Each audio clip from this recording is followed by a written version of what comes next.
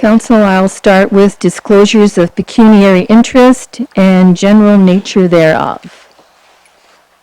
Councillor Dunn. Through you, Madam Mayor. I have declared a pecuniary interest on report 11.5 regarding this pecuniary interest is direct. It's for myself, and the nature of it is in the interest as property ownership. Thank you, Councillor. Duly noted. So we have no council minutes to approve, and consequently there's no business arising out of those minutes, so we'll move right on to the public meeting, and that's a notice to consider the application of a draft plan of subdivision, and that would be for Phase 2 of the Golfwood Estates Plan of Subdivision. And I'm looking at Mr. Barnable. Oh, first we have the clerk. Sorry, just a little bit of housekeeping here. Those wishing to receive written notice of council's decision to pass a bylaw related to their application must make that request to the clerk of the municipality of Leamington. Information on council's decision to pass a bylaw related to the application tonight will be published on the municipal website. Please note that requesting a copy of council's decision to pass a bylaw does not satisfy the requirement to maintain appeal rights at the local planning appeal tribunal of any decision of council. A person or public body must make an oral submission at the public meeting or make a written submission to the council of the corporation of the municipality of Leamington before a decision is made in order to maintain your appeal rights at the local planning appeal tribunal. Thank you, Ms. Percy. So we'll turn it over to you, Mr. Barnable. Thank you, Madam Mayor. Planning Services has received an application for subdivision approval for the proposed Golfwood Estate Plan of Subdivision Phase 2, which is to be comprised of a total of 40 single detached dwelling lots as an extension of Augusta Drive, including 3 new cul-de-sacs. The entire property is a 33.7 hectare parcel located on the north side of Robson Road with additional frontage on Bevel Line Road. The development is located immediately west of the Erie Shores Golf and Country Club and is in an area serviced by full municipal services. The lands are designated for residential development in the official plan and are zoned residential holding R3H under zoning bylaw 890-09 as amended. The original Golfwood Estates Plan of Subdivision was given draft plan approval by the County of Essex in September of 2006 and further extended until 2015 for the development of 217 single detached dwelling lots and 75 townhouse lots over 5 phases of development. Phase 1 received final approval and commenced construction in 2015. The draft approval of phases 2 to 5 expired September 8, 2015, and the owner is required to reapply. The developer is now in a position to proceed with Phase 2 of the plan of subdivision, which seeks to create 40 single detached dwelling lots, exactly as it was previously approved. Underground servicing for Phase 2 was installed during the construction of Phase 1. Notice of the public meeting for consideration of the draft plan of subdivision application has been provided in accordance with the regulations of the Planning Act. A notice appeared in the local newspaper and public notices were sent to property owners within 120 meters of the subject lands, prescribed agencies and other municipal departments on January 29, 2020. The municipality received no response from members of the public as a result of the public notice, and there were no concerns raised by agencies and municipal departments. Development of Phase 1 and 2 are subject to a development agreement approved by Council in 2015 and further amended, which covered the entire subdivision. Upon receipt of comments from the municipality, the county will issue a decision to refuse or draft approve the proposed subdivision plan. There is a 20-day appeal period after draft approval has been issued. The owner will be required to make application to the municipality to remove the holding symbol from the zoning of the subject lands prior to the issuance of the building permit for building permits for occupancy as dwelling units. And there's no financial impact to the municipality as a result of the proposed application. Madam Mayor, the recommendation put forward is that the proposed plan of subdivision, Phase 2, for 1088055 Ontario Limited, dated October 25th, 2019, for the creation of 40 single detached dwelling lots be supported.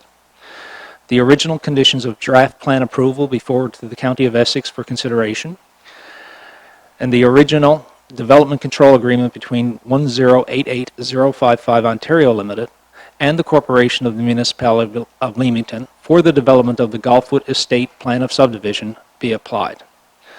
Madam Mayor, just want to add that the representatives from Dillon Consulting are here representing Golfwood Estates if there are any questions or anything regarding this file. Thank you, Paul. Council, do you have any questions? Start with you, Councillor Thiessen. Thank you, Madam Mayor. I'm in favor of the plan and of proceeding ahead with this, but I just have a couple questions. One is, will the road eventually exit out onto the Bevel line? Do we know that? Yeah, I'm not familiar with, because this is phase 2, I'm not familiar with 2 to 5, but Alan is here. They may be able to clarify that. I believe it does. Okay. Eventually, you will be able to get from Robson Road to the Bevel line, is that? Okay. And then the next question is, at the very end of it, I guess the southwest corner, that cul-de-sac, is that a walkway through there, joining that cul-de-sac onto that unnamed street? It looks like it might be. It doesn't show up as a lot. You know where I'm talking about there? I see where you're talking, that's where I wasn't here when Okay. previously approved that elapsed, but I don't know if Alan might know. And I guess the only reason I bring that up is a walkway there necessary? I don't know, do we have trouble with walkways in other areas? I have heard of some, I believe, in the Teresa Trail area where there are issues, some undesirables possibly walking through some of those areas. So just a question and something to look at. I'll certainly make note of it. Anyone else have a question for administration? No? Then I'll ask if the applicant or the agent wants to speak to this at all. And you said Dylan is here? Yes, ladies. Oh, sorry. Oh, wow, young ladies. Wonderful, please do. Yes, we thought you look so young, you're in with the students. We thought you were part of that group. Well, thank you. I'm blushing. If you don't mind, if we know your name. Sure. Amy Farkas, Dillon Consulting. Hi, Amy, welcome. Thank you. So I'm just here to be available for questions. We are in support of the recommendations from administration for adopting the existing site plan, well, the existing agreement, as well as the removal of holding application that has been submitted. So we're under the understanding that it will be coming to a subsequent council meeting. Okay, great. Council, do you have any questions for the representative of Dylan, from Dylan? No? That's it then. Thank you very much. Thank you. Oh, I did ask you that. So, is there anyone from the public wishing to speak to this at all? If you'll come up and give us your name and your address, turn on the mic. You know what? Try that mic right over to your left. It's already on. Yeah. Yes, my name is Bob Reed, and I live at 19 Tanglewood, adjacent to Phase 2. My question is really a reiteration of what Councillor Thiessen asked about, and that is access to the Phase 2 property for traffic, construction traffic particularly. We've been there for 2 years now. There is still a lot of construction going on in Phase 1. There is a lot of, I noticed last summer, a tremendous amount of truck traffic along Robeson and an equally abundant number of cyclists. The concerns I have are for safety for people on Robeson and also for the builders who have to take a long detour around to come into the property off of Robeson, doing some damage, I'm sure, along the way to the roadway. And so my question and concern is that Augusta Avenue be opened up through to Bevel Line sooner rather than later, so that people can benefit, A, from the builders who will save thousands of hours of travel time having to make that grand detour, and for the traffic along Robeson. So is that a question or a statement? Let me phrase it as a question. That could council consider ensuring that access through Augusta be made during phase 2?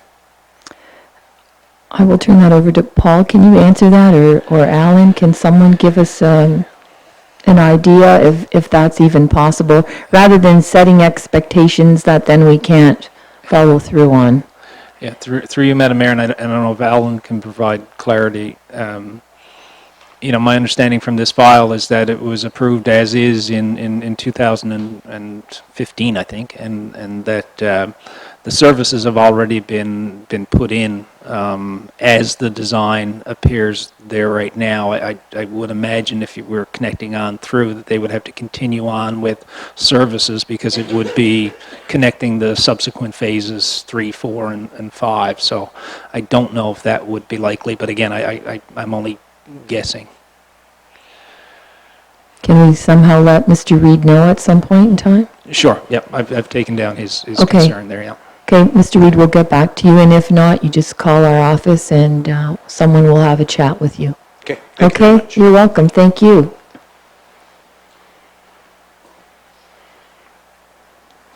So council, there is a recommendation on the floor moved by the Deputy Mayor, seconded by Councillor Wilkinson. All in favor? And that's carried. Thank you. Moving on to reports of staff and delegations, and tonight we have a delegation from the Essex Region Conservation Authority, Mr. Weimar and Mr. Mackenzie. Welcome to Leamington.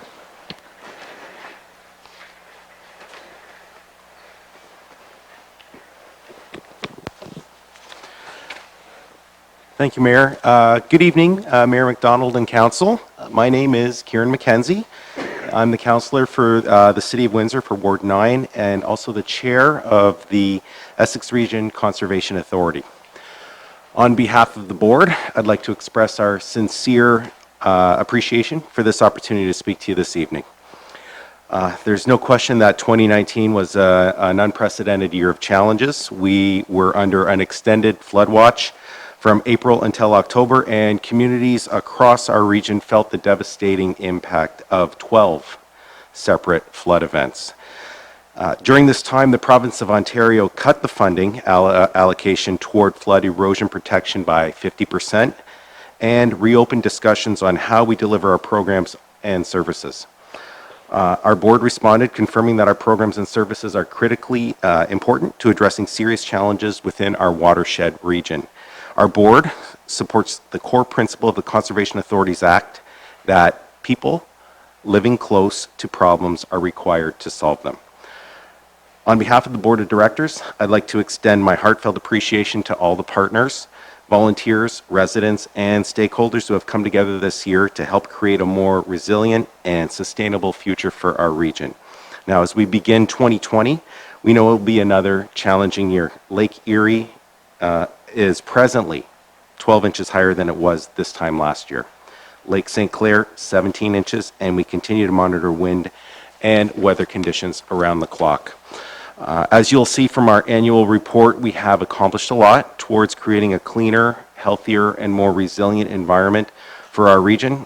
Frankly, it's quite amazing to reflect on these achievements. It's truly exciting to celebrate our successes. These successes require a strong board of directors. I'd personally like to thank Deputy Mayor Larry Verbeke and Councillor Jacobs for their dedication. Special thanks to Deputy Mayor Verbeke, who also acts as the liaison with the Essex Region Source Protection Authority as well. Thank you very much. As well, none of these would have been possible without the support of our municipal partners, and as we have been very pleased to work with the town of Leamington. As a councillor, I'm so very grateful for the expertise, knowledge, and project implementation that we are able to leverage from IRCA. And I'm reminded that without this important shared regional resource, each of our municipalities would have to individually build that environmental capacity and expertise. This is especially true over the last year and this coming year as we face ever-increasing water levels in our Great Lakes. We look forward to continuing to expand and further strengthen our partnership for the benefit of our region, our shared environment, our children and grandchildren. And I'd now invite you to watch our annual video, followed by our General Manager, Richard Wyma, who will tell you more about our plans for 2020.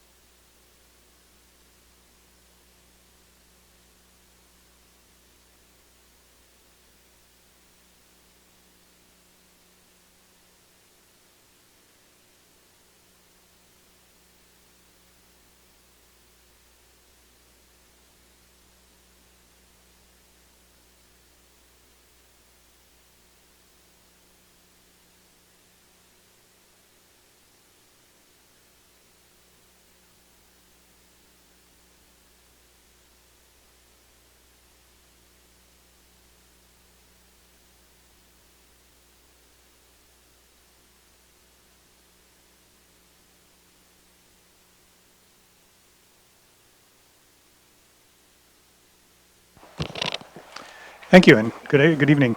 In the 1940s, forestry, agriculture, naturalists, sportsmen, and community groups began expressing concern that much of Ontario's natural resources were in an unhealthy state as a result of poor land, water, and forestry practices.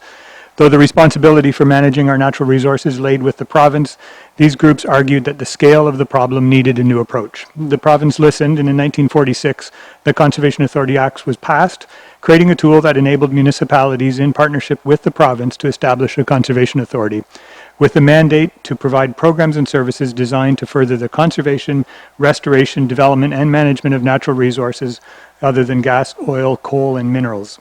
That original mandate is as relevant today as it is in the 1940s. Our municipalities recognize this too, and in 2019, not unlike the efforts in the 1940s, endorsed a climate change emergency declaration, which I believe Mayor McDonald, you seconded at County Council, and that confirmed that permanent and robust changes are needed to the way we plan and manage our region.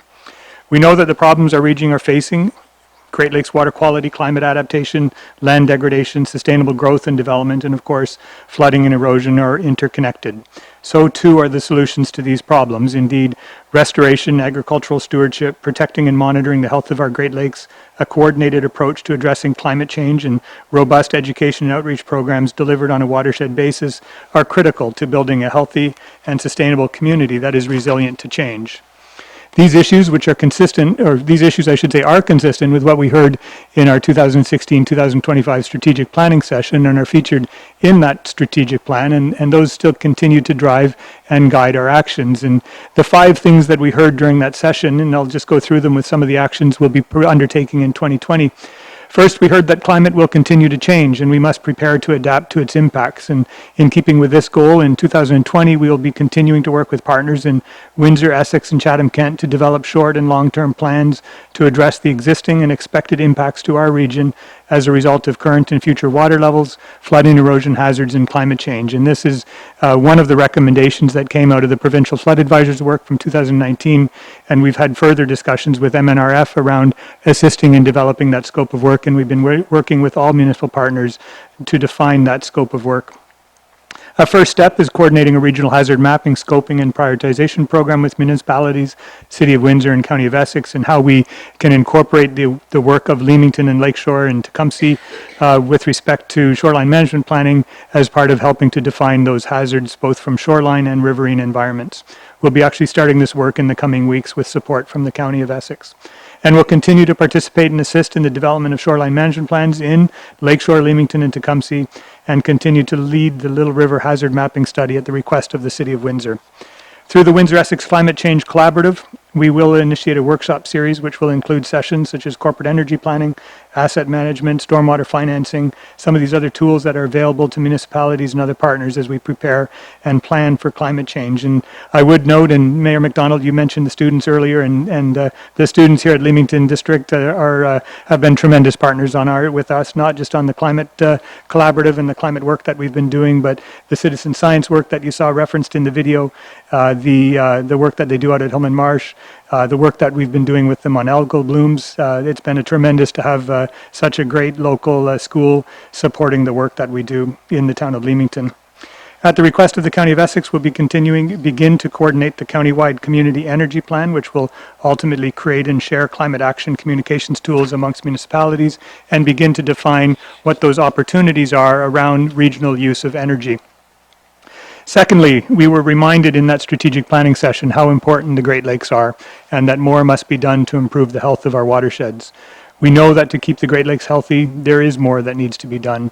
IRCA is and has been shown to be an effective delivery agent in the Lake Erie Action Plan for reducing phosphorus, and will continue to develop a regional phosphorus management plan with support from Environment Canada and calculation of phosphorus loading in the Leamington tributaries identified as priority watersheds under the Great Lakes Water Quality Agreement, and that's with support from MECP.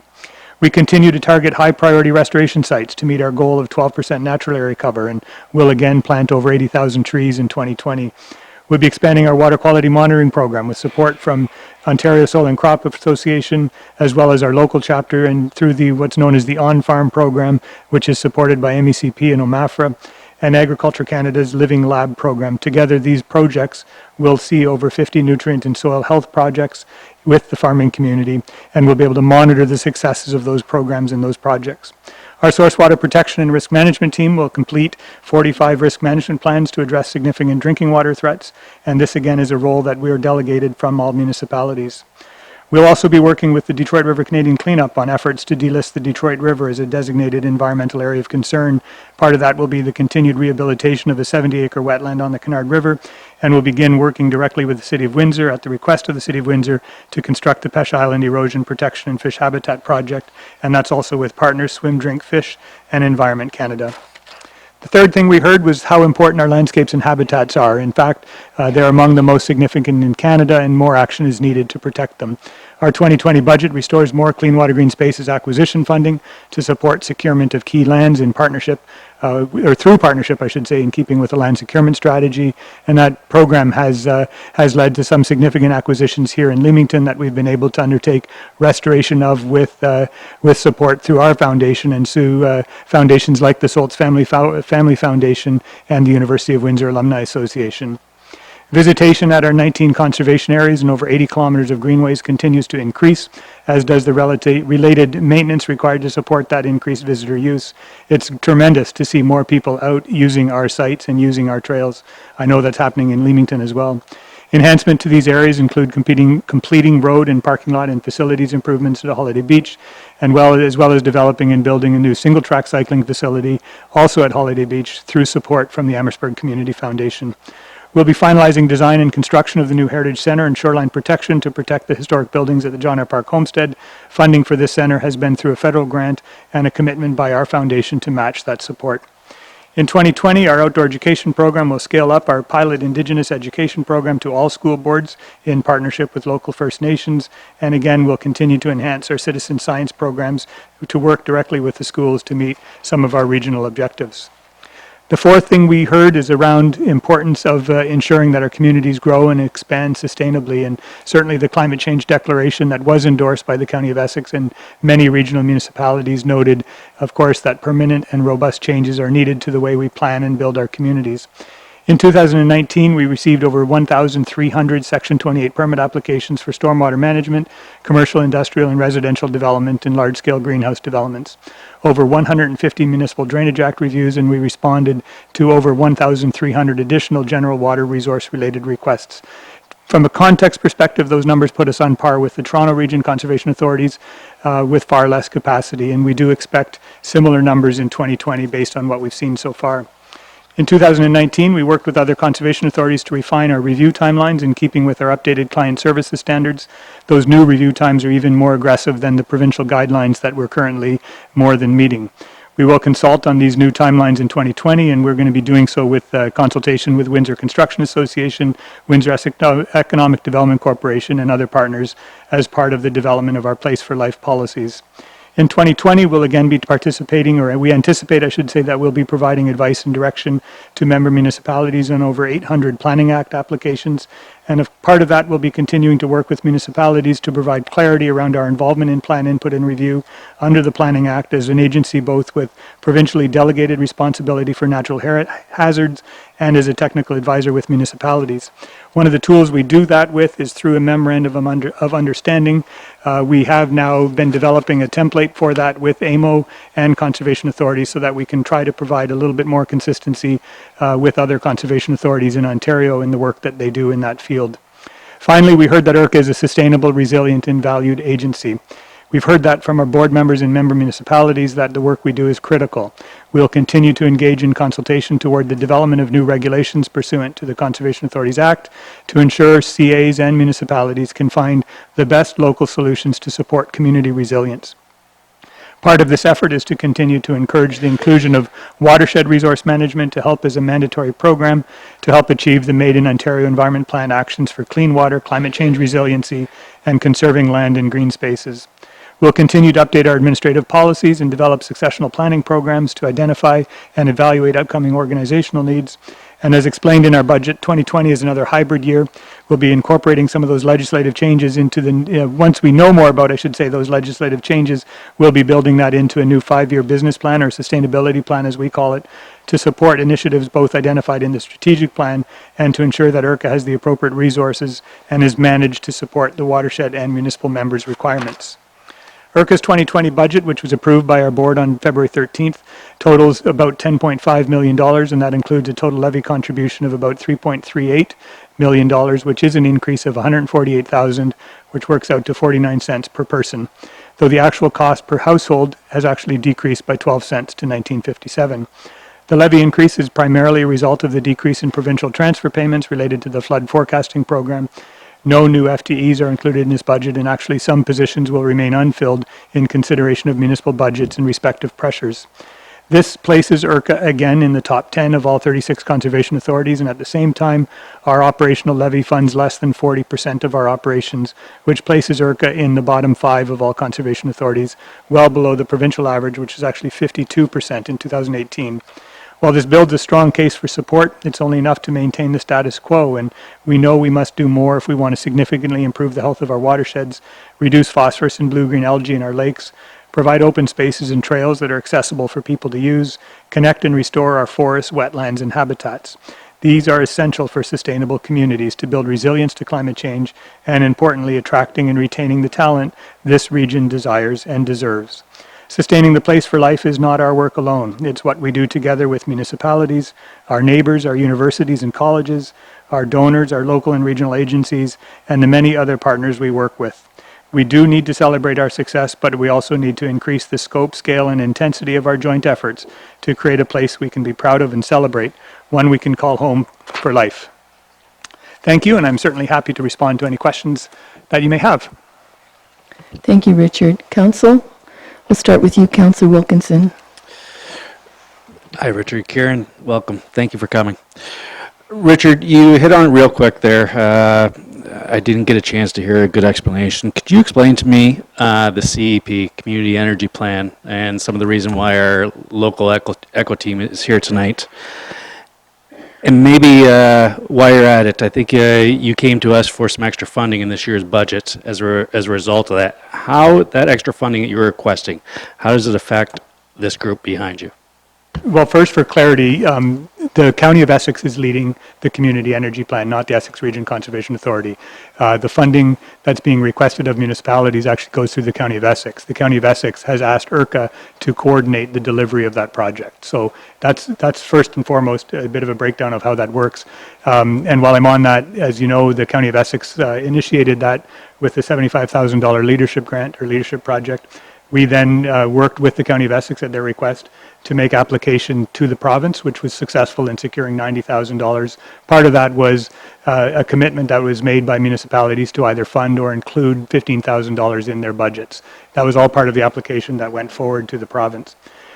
So in a nutshell, a community energy plan is really a long-term plan that supports municipalities' efforts to better understand and hopefully manage local energy needs. It identifies opportunities where there may be energy efficiencies that could be created, ways where there's conservation and clean energy integration, and ultimately ways to develop sort of more robust plans on how collectively as a region we can use and manage our energy needs better.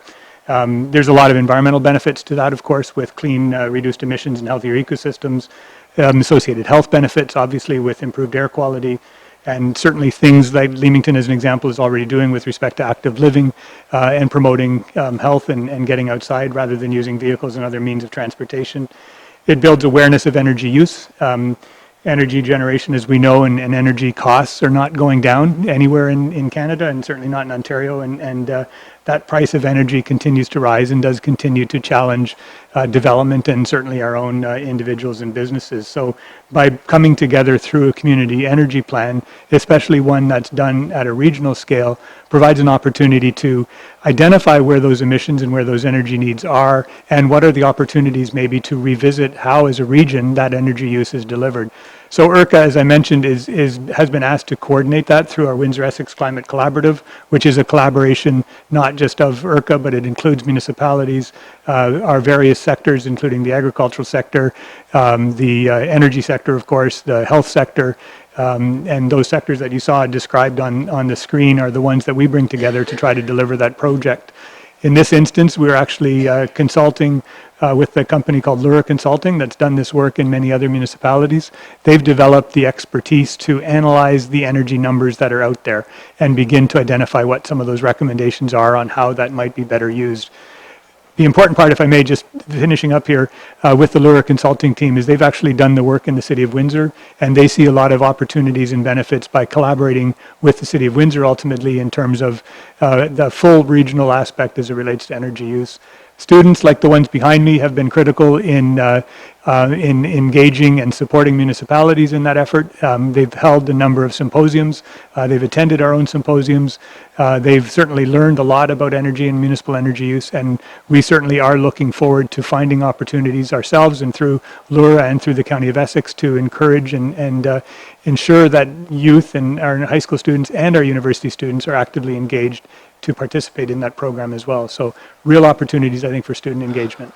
Our staff have brought us many different energy conservation proposals to us before, and they also bring us our ROI on it, the return on investment with it. You know, it's great for the environmental features that they present, but they also break it down for us, they give council direction that this is in our best interest because here is your return on investment.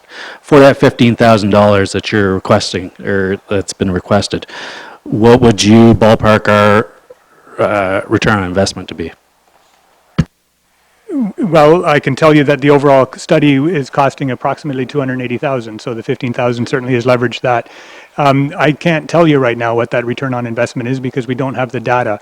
The obligations that municipalities have is with respect to, and it's a regulation that ensures that municipalities are ensuring that their own facilities are as green as they can be. And that's some of the material that I know that's been shared with you, both from your own facilities as well as streetlights and things like that, which does actually have a very marked return on that investment.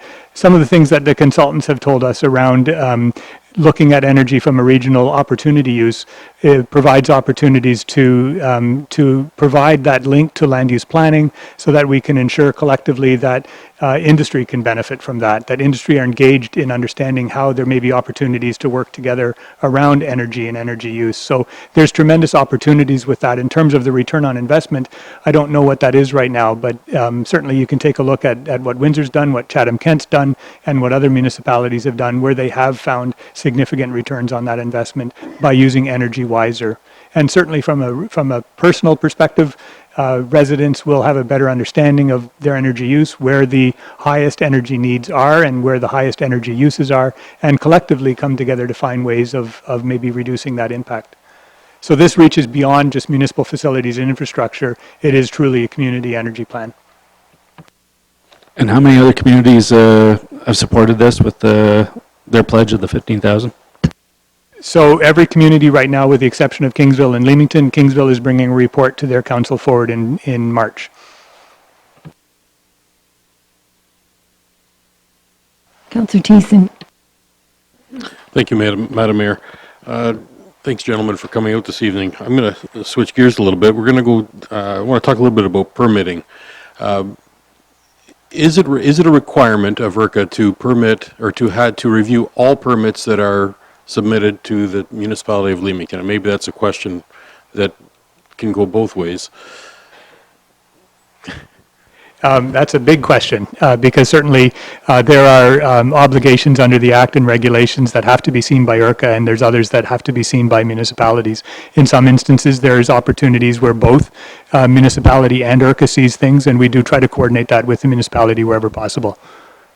So I guess further to that, maybe for Paul, do we submit all of our permits, applications to IRCA for approvals? We don't. If it's in an IRCA-regulated area, certainly we do, or if any portion of it touches onto an IRCA-regulated area. So not all.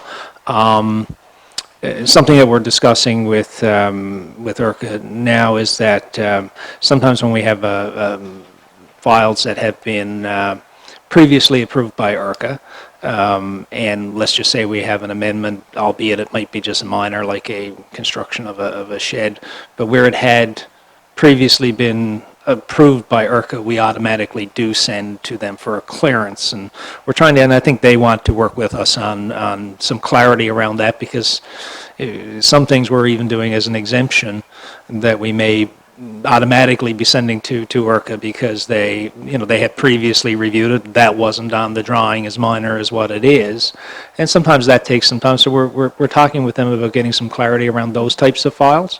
But I think it's pretty straightforward. Most of what we, especially when you're dealing with large greenhouse developments, so I would pretty well say all of that goes to IRCA. In the urban area, probably not so much. If I may, Councillor, just to build on that, there's also planning applications in our planning review. We are delegated an authority as it relates to natural hazards. So from a planning perspective, even examples of the subdivision that was there before, we were one of the agencies contacted and did provide information back to your administration. As I mentioned earlier, we're right now working with municipalities on a memorandum of understanding to clarify those roles. Technically, under the legislation, we are supposed to see everything. We don't want to see everything because we don't have time to see everything, and we don't need to see everything. Through that MOU is the mechanism that we can provide some screening tools to clarify what those relationships are. And we were waiting for a couple of years because we were waiting for changes to the legislation in 2017. And of course, we started working on that collectively as conservation authorities across Ontario to develop that standard. Then with changes in 2018 and potentially more changes coming, we're continuing to work through what that template might be. Again, AMO was involved in helping us draft that. That's one that is being shared right now with municipalities, hopefully with the mechanism or with an idea that let's use this as the mechanism to clarify roles and responsibilities and clarify what some of those exemptions are, because absent an MOU, the legislation says we have to see everything. Okay, and thank you. And I would like to see that moves very quickly through to number one, to make your job easier, but number two, we constantly hear that permits are being held up at the IRCA level. That's what we hear that quite often, and which brings me to my next point. So Conservation Ontario has set a new standard. So basically cutting in half the routine applications from 30 to 14 days, the minor from 30 to 21, and the major from 90 to 28 days. how do you expect to get to those standards? Will you get to those standards? And how are you going to get to those standards, and how quickly will you get to those new standards? Well, the standards that we have right now under and one thing that's in there is it also allows for a 14-day period to confirm whether or not an application is complete. And I know that's certainly something that we share as a challenge with municipalities as well through the building code and otherwise in terms of when does the clock start ticking, so to speak. I've asked my staff even as today to see what our timelines are, and they're within those standards. We agreed to those standards with Conservation Ontario because we were already achieving those standards. But a large part of the challenge comes to, like I said, when does the clock start ticking? So one of the things that we've been investing a lot of time in is that pre-consultation phase to ensure that there's clarity around what the expectations are from a development perspective. There's a number of times where there's been submissions and resubmissions on top of resubmissions, and that does challenge the process. But as that's part of working through determining when a complete application is in place, when are all the pieces in place, we're involved in the discussions, but we don't have an opportunity to finally review something until that application is actually complete. So again, we support those types of pre-consultation efforts because they do facilitate that process. And so part of achieving those timelines is part of taking a look at how the overall process works with all of our member municipalities, because there's an expectation there as well that there's clarity from both sides. Again, just one more follow-up to that. So if somebody were to, and I want to go back to the standard, how long would you expect to return, or could I expect a phone call if I called in just to even ask questions as to what's required for permits to get through the permitting approval? Is it a day? And it's just a simple question, and it's just looking for information. Can I expect a phone call back the same day, or will it take weeks?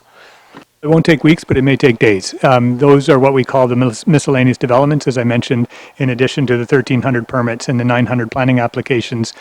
We did speak to, 1,300 what we call miscellaneous developments, or just general inquiries around properties. In some instances, if it's around a property perhaps that somebody's looking to acquire, we need to ensure that there's confirmation from the current owner that that's okay to talk about. We obviously can't talk about someone else's property without their acknowledgement. Sometimes that takes some time on behalf of the individual requesting information. In some cases, we aren't able to provide answers to that question if we don't get that clarification. If it's a question on what one could do with their own property, we do encourage the person to come in and have that pre-consultation session so that we can be formal. We encourage the applicants to come with as much information as they can and to make sure that that process is meaningful for both parties. But it does take a little bit of time, and it may take up to a couple of days to get back. And we do provide that response to applicants when they submit a request or submit an information request. Councillor Hammond? Mayor, thank you. Gentlemen, good evening, and thank you for being here. Just a comment, if I may, Mayor. With the information you provided us with, it sounds like you've had a busy 19, and it looks like you're going to have even a busier 2020 moving ahead. But I think we are all pleased to hear that on the top of your priority list is climate change, and how climate change affects the quality of life for our residents with respect to water levels, the erosion on banks, and all of those things, because we're all struggling with trying to come up with some solutions. And I guess to move forward, I would hope that we still can put a lot of resources to that, because we know, and you already alluded to the fact the water levels now are higher now than they've ever been, and we anticipate even higher levels this summer again. And our residents here are really concerned about the impact it's going to have, again, with the quality of life. So if I can encourage you to keep moving forward with that, that would really help us all. Thank you. If I could maybe briefly respond, and I'd like to applaud the provincial government for assigning the flood advisor, the provincial flood advisor. Initially, the flood advisor's challenge was to take a look at the Muskokas and Ottawas and see what they could learn about flooding. And certainly, I think the province heard fairly loudly certainly from the Conservation Authority's perspective, and I know municipalities, that flooding didn't just happen in Ottawa and Muskokas last year. And in fact, in Ottawa and Muskoka, the flood was gone in a couple of weeks, whereas as we saw with us, and in actuality, we had over 200 days under flood watch last year in some form or another. And certainly the flood advisor took notice of that. And I think the recommendations in the flood advisor's report were very, very comprehensive, including the one that I alluded to in my remarks, recommendation 24, which was to work with our partners on a short and long-term plan, recognizing things like climate change and water levels, not just high water levels, but also low water levels, because I know, as Leamington has learned with the consultant that's doing the shoreline work, the highs could be higher and the lows could be a lot lower, and that brings a whole new set of challenges forward. So we have been, as I mentioned, at the request of the ministry, working with our partners in Lower Thames to begin to, and municipalities and CAOs, to begin to define what a potential scope of work might be, short and long term, and how that type of a process might be laid out over time, recognizing there's some critical emergency needs now, but also infrastructure and other needs that may be needed in the future where it's sustainable. So certainly, again, I think the flood advisor has given us an open door to really push some of that agenda a little bit, and we're certainly going to be taking advantage of that as possible. Councillor Wilkinson. Thank you, Mayor. I'm going to echo some of Councillor Thiessen's concerns that he brought up. Kieran, you're a councillor. You know, we get calls. Usually it's not to tell us how great of a job we're doing. It's we have complaints. And I probably take about, honestly, probably about 6 to maybe 8 calls per year about IRCA. And you got a thankless job, Richard. I realize that with your organization. You do a great job with conservation and restoration. But often when people call me, they're major developers, big economic drivers in our community, and the first one being ag. These people call me when they're at their wits' end, and it's costing them money now, being held up in the process. We're at fault too. Our own processes are being looked at to improve that, but it's I often say where there's smoke, there's fire, and a lot of them, you know, come with IRCA has a big responsibility there as well. I'm going to share a message I got from a community developer here. They could be more transparent and open about how their process works. They want to know who's the quarterback on your team, and provide more communication in their emails, including all informants that need to be involved, plus answer and return calls in a timely manner. That's not to say that everything stated doesn't fall on them as well, on the applicant. They take some blame in that. We take some blame in that. And IRCA, you're a major partner in our planning processes, the permits, all that kind of stuff. Eventually it starts to cost these developers dollars. They have options where they can go and do their business. You know, they could maybe go to Lakeshore instead. They could go to Chatham-Kent. They could go to Kingsville. We want them here in Leamington. We feel like we are very unique here in Leamington, and when it comes to our major economic drivers like that, agriculture, we want to try to support them the best we can. It frustrates me when I get calls like this, emails and texts, and that's not to say that we don't have a responsibility in that as well. I know this isn't the first time you've heard this from this group, Richard, but it seems like it was more rampant in last year, and I don't see things slowing down in our region here. We're very hot right now. I'm hoping that you're looking at your processes on how to improve the sense of urgency to get your processes, your permits approved, is my comment to you. And I appreciate that, and I appreciate acknowledging that there's a challenge from all ends here. And you know, as I mentioned, we issued over 1,300 permits last year. That's a team of 4 that looks after that permit process. So in terms of urgency, I think that's pretty clear that our team works awfully hard to get those permits out the door. You know, even when it comes to greenhouses and development that we have here in Leamington and Kingsville, you know, I asked our staff this morning actually for numbers, and we issued 17 stormwater reviews in 2019, 17 that we received. A lot of the time is spent in terms of confirming what's required to do that work, what are some of the engineering aspects to it. There's a lot of back and forth, a lot of communications that we have actually with engineering consultants and others in the team.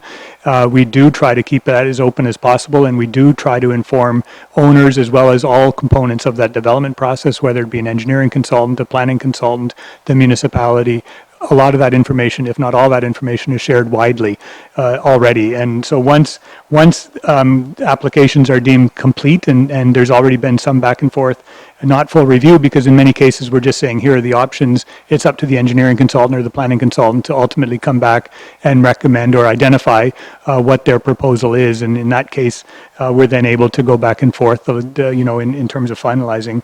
Once an application is complete, the average days between approval is actually 17 days for stormwater reviews. I think part of the challenge is, again, it goes back to when does the clock start ticking? And in some cases, there's a perception that the clock starts ticking a lot earlier than it might. And I know, again, this is something that's shared with municipalities as well. We do believe and we understand that sense of urgency, because the development in Leamington is one of our 9-member municipalities that we have, and we respond to that. And in 2019, we were identified as part of this review process that we did with Conservation Ontario. We were identified as a high-growth conservation authority. That because of the numbers of permits that we were issuing, again, as I mentioned, that put us on par with the Torontos, the Grand Rivers, Ottawa, some of these large areas where there's large capacities to do that, and our small team was keeping up with that number. And so as part of that process, though, we made a commitment to ensure that our processes were available, and so we certainly are transparent. We created a new page on our website that provided all of that information in one spot. We provided a new page on our website that talked about what is a complete application, what are the components that make up a complete application, and how do we work with our applicants to ensure that that application that comes forward is complete. And so those are the processes that we've already put in place.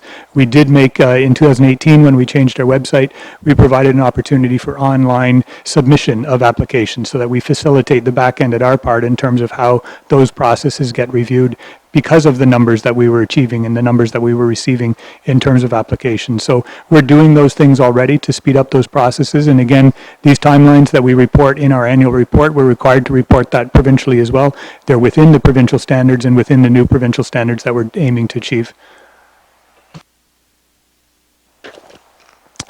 You're going to hear a lot coming from Leamington about our customer service. We're really turning our eyes in 2020 to customer service is king here, and we're trying to create a culture in that way. So that's my message to you. I think there is room for improvement on your end when it comes to the communications, getting back to the applicants. I've had different examples of that, where I think I have the goods on you, where they aren't getting return calls, they aren't getting emails returned. That's the least I think you can do, is get back on the phone to them and say, hey, we got your communication, super busy right now. I hope you give us 3-4 days. And that's just where I'm going to leave it. And good luck to you, Kieran, in this job. I've heard good things about you. Best of luck to you. I could add one more thing, and there certainly are those situations. If a developer has contacted a councillor in any municipality, likely they've contacted me already. One of the things that we have done is encourage that developer to come in and meet with us. In many cases, information is shared with the municipality that we don't get, as an example, when it relates to future phases of a development. We want to know what those future phases are so that we can talk about the breadth of that development. What is the overall goal? What's the overall plan? So we can facilitate, as I mentioned, making that process as simple as possible to ensure that information is exchanged. We do communicate, and I can assure you that we do communicate and advise staff of that, and we can certainly, as I tell developers, come in and talk to us, and then we can find out how that process might be improved. And we also invite developers to identify for us areas where they think that the process could be improved, recognizing the scope of work that's on our plate as well. Like Leamington, we undertook a client services standards review in 2019. Part of that was client services training that our staff and staff at 35 other conservation authorities attended across Ontario, with an eye of providing that improved customer service. Absolutely, every agency and every organization and every municipality can improve when it comes to customer service, and it's everyone's best interest to do so. Well, it's my turn, and I'm going to be the bad cop. It's been my track record for this evening, I believe. Welcome to you both. And you're right, Karen, we are appreciative of the fact that the Conservation Authority is there. Otherwise, we would, as you said, would be paying for a lot of these initiatives ourselves. And for that, we are thankful. We appreciate everything that's been done in the past. But we were also in receipt of a letter last August from the provincial government in which the Minister of the Environment, Conservation and Parks stated that they are looking at changes to the Conservation Authorities Act. And these changes will give greater control to individual municipalities on Conservation Authority programs and budgets. And these changes will require conservation authorities to refocus their efforts on the delivery of programs and services related to their core mandate. And in their core mandate are things like risk of natural hazards, conservation and management of conservation authority-owned and controlled lands, as well as drinking water source protection. And at the bottom, in the second last paragraph, states, I ask that while we are undergoing the review and the updating of the legislation and the regulations, that you do not proceed with any increases to your fees or levies. And I will tell you, I know it's hard to tell from the reaction of this council tonight, but there was a lot of animated discussion over your proposed increase of 5%. You see, this past year, we also saw a 6% increase in the police budget, which came up to over $350,000. Now, a 1% increase in our taxes is about $250,000. So that goes to show you just what the police budget alone was going to do. And then we also had a clawback from the government for the OOMP funding of, I believe, $175,000. So we were a little, all of us were rather strong in our opinions on your proposed increase, because we didn't think that you were clawing back to just focus on your core competencies. And with that, all of us, there wasn't one person that was sympathetic towards IRCA. And I'm not sure if you know, but this council turned down the $15,000 request because we also felt that climate change initiatives like that, when it comes to energy, should be on the province, not on property taxes. And I know, Richard, you talked about keeping the status quo, but we fight yearly to keep the status quo, and we're talking infrastructure with hundreds of thousands of dollars. So for us, this wasn't just a quick blip on the budget day. It was a lot of discussion. And had our representatives been able to attend the meeting, I'm sure they would have let you know that we were not pleased with the increase. And they would have also told you about the $15,000. We are not climate change deniers. We do our best at our level, but we think there is a limit to what the taxpayer can do based on property tax. And we feel that we need to send a message, all of us up here, feel that we need to send a message, not only to you, but to our other member communities in this county. I honestly feel that so many of the board members don't even know what the province is saying in this letter. It's time to pause and look at where you're spending your money and your energies.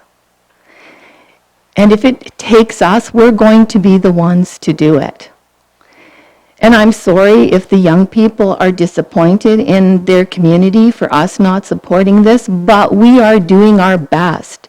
We're separating sewers. We're doing all kinds of things to make the environment better. But we cannot keep going back to that taxpayer and saying, give us more money for something that the province should be doing. Much like healthcare. We keep saying to them, no, we're not taking this on because you, province, are the ones that are in charge of it. And in this case, it's the same thing. So we're standing united up here and saying, no, that 15,000 is not coming from our taxpayers. And then finally, I want you to know, we loved your presentation and the beautiful graphics, but our residents, the majority of our residents, do not have the warm and fuzzies when it comes to IRCA. And I will comment on one particular instance this year, Richard, where one of your employees told one of our residents, you'd better lawyer up. Richard, if one of our employees did that, we'd have a huge issue with customer service. You need to know, we approved the increase, the 5% for this year, but next year you're going to have some pushback.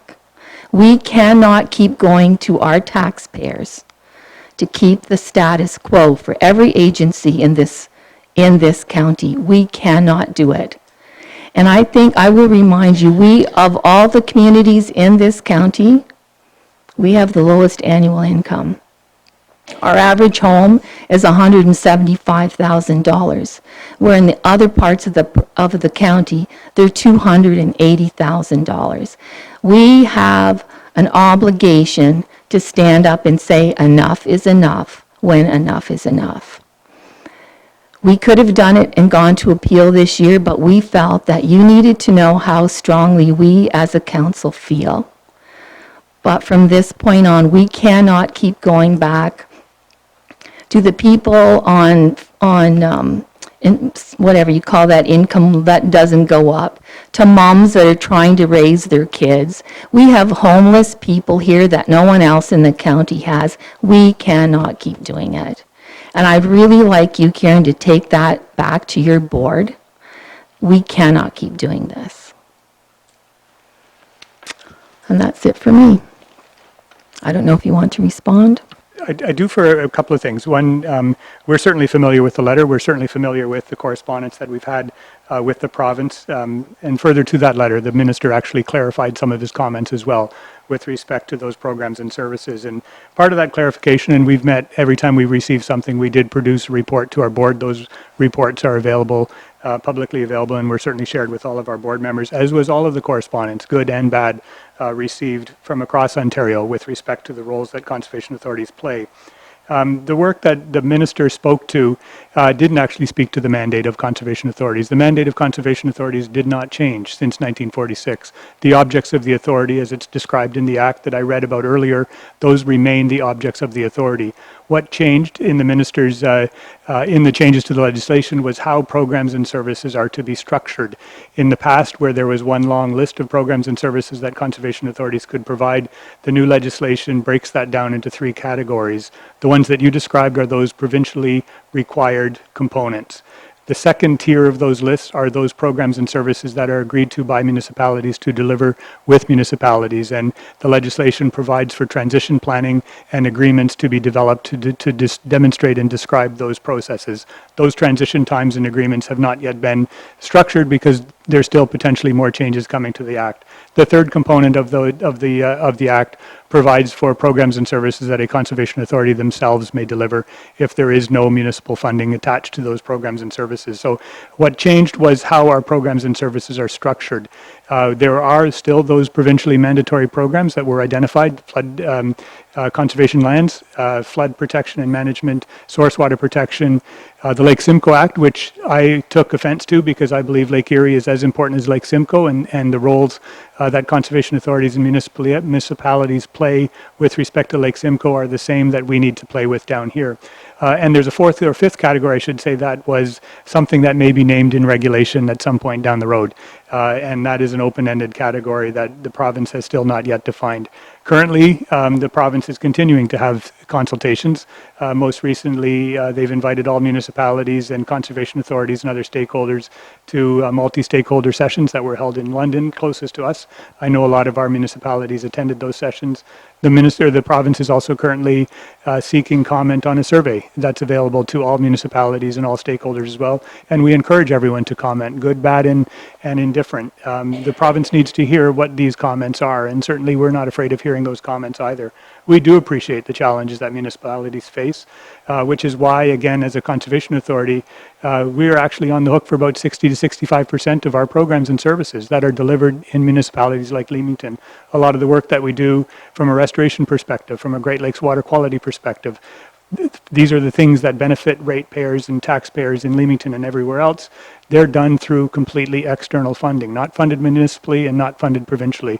And that is something that we do deliver across this region. And so, again, we're certainly aware of that. We are very concerned and very aware of the impact on the taxpayer, which is why we break our levy down into what an individual pays, $10.49 per year to this conservation authority. And we break it down in terms of where does that $10.49 go on an annual basis? How much of that is contributed to access to green spaces, to education programs, to clean and healthy water, to climate change, to land acquisition? We break it down into that level of detail so that we can be completely transparent in terms of where the funding that we get from taxpayers in this region goes.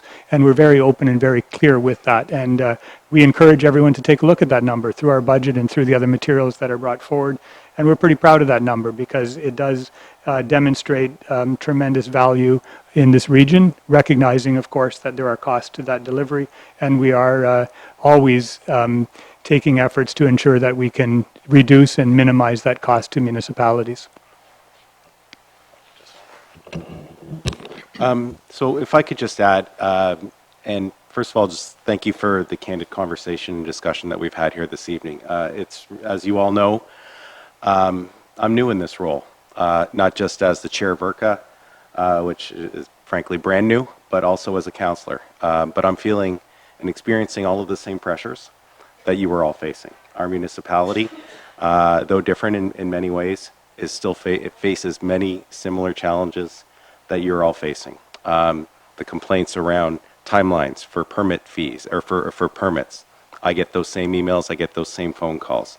There's also many people in my community that are want us to be more aggressive on climate change initiatives. And so finding the balance between all of that is I think is the challenge that I know is a challenge that I'm experiencing, and I know is what I'm hearing is a challenge that you're all dealing with. So I'll just say thank you very much for raising these issues. It's very instructive for me moving forward in this role.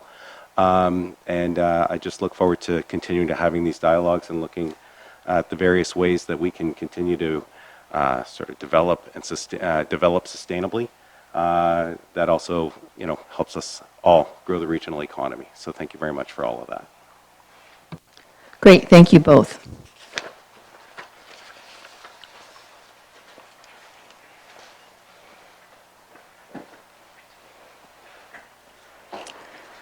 Moving on to the report on the 2020 Marina programming, Kira Cole.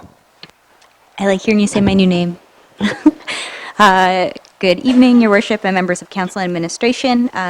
I am here to recommend that Council authorize the Mayor and the Clerk to enter into an agreement with the Banner Goose Brewing Company to provide food and beverage service at the Leamington Marina for the 2020 Music at the Marina events.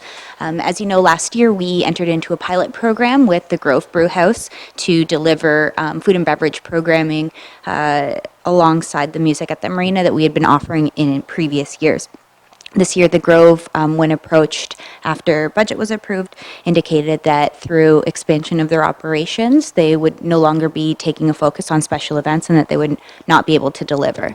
At that point in time, we approached our local brewery, who indicated they did not have the capacity to manage the programming on the marina patio this summer. So we approached another brewery, who was the Banner Goose Brewing Company, in conjunction with Total Meltdown, which is a food truck who is owned by a Leamington business and has been operating out of London, but is looking to bring their business back to Leamington. So we saw this as a great opportunity to attract and bring some new business back to Leamington.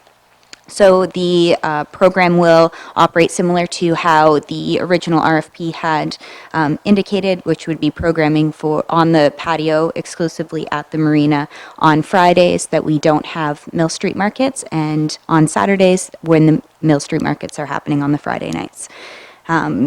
So the proponent would coordinate with our municipal staff to select musical programming, which has been approved in our 2020 budget, to target tourist and transient boater target audience. And the data that we collected over the 2019 season indicated that food and beverage and music's provision at marinas was the number one thing that boaters were looking for.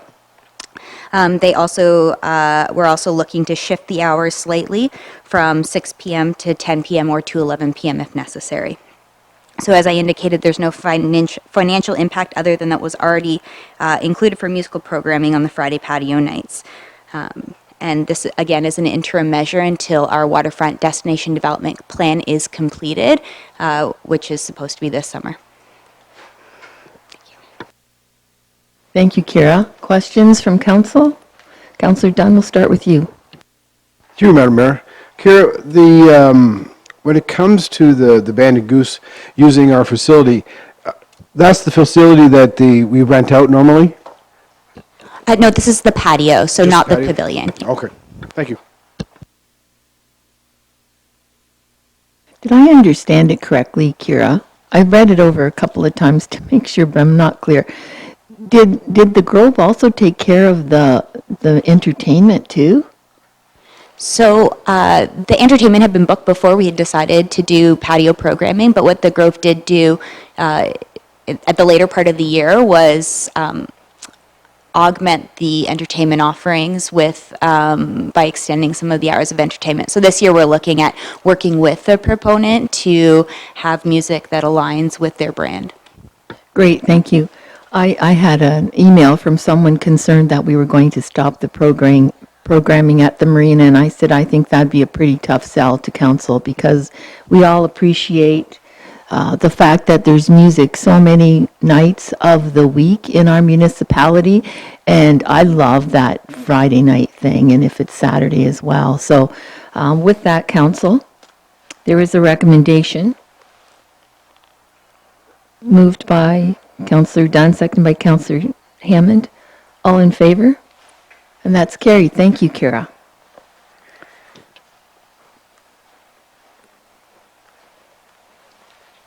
Alan, peer review of Leamington traffic calming measures. Thank you, Madam Mayor. The purpose of this report is to recommend that we hire WSP to complete a peer review of recently installed traffic calming measures in our urban area. As you know, the municipalities installed various forms of traffic calming on projects such as the chicane features on Danforth, and we showed that in Figure 1 of the report. Some curb ball boats on Mill Street West, and that's in Figure 2. Traffic islands along Erie Street South in Figure 3, and some more curb ball boats on Coronation Street project. The roadway configurations have received mixed reviews and opinions. So where do we go from here? Our design guidelines and societal expectations evolve toward accommodating and improving all modes of transportation and moving towards walkable communities. But as administration, we will be tasked with implementing these changes responsibly. We clearly heard from members of the public and from council that some of the recent construction projects included roadway changes that were too extreme. For example, administration heard that the chicane installation on Danforth feels too narrow and difficult to navigate. So on June 25th of 2019, Council passed a resolution that directed administration to come back with a report that identifies cost estimates on completing a reduction to recent curb extensions and to develop design guidelines for future initiatives. With respect to Coronation, and in an effort to address the concerns and remain committed to the latest design recommendations from the province and even North America, administration worked with their consultant at the time to soften the curb radii that we did eventually install on Coronation, and we did feel like we got a favorable response from council.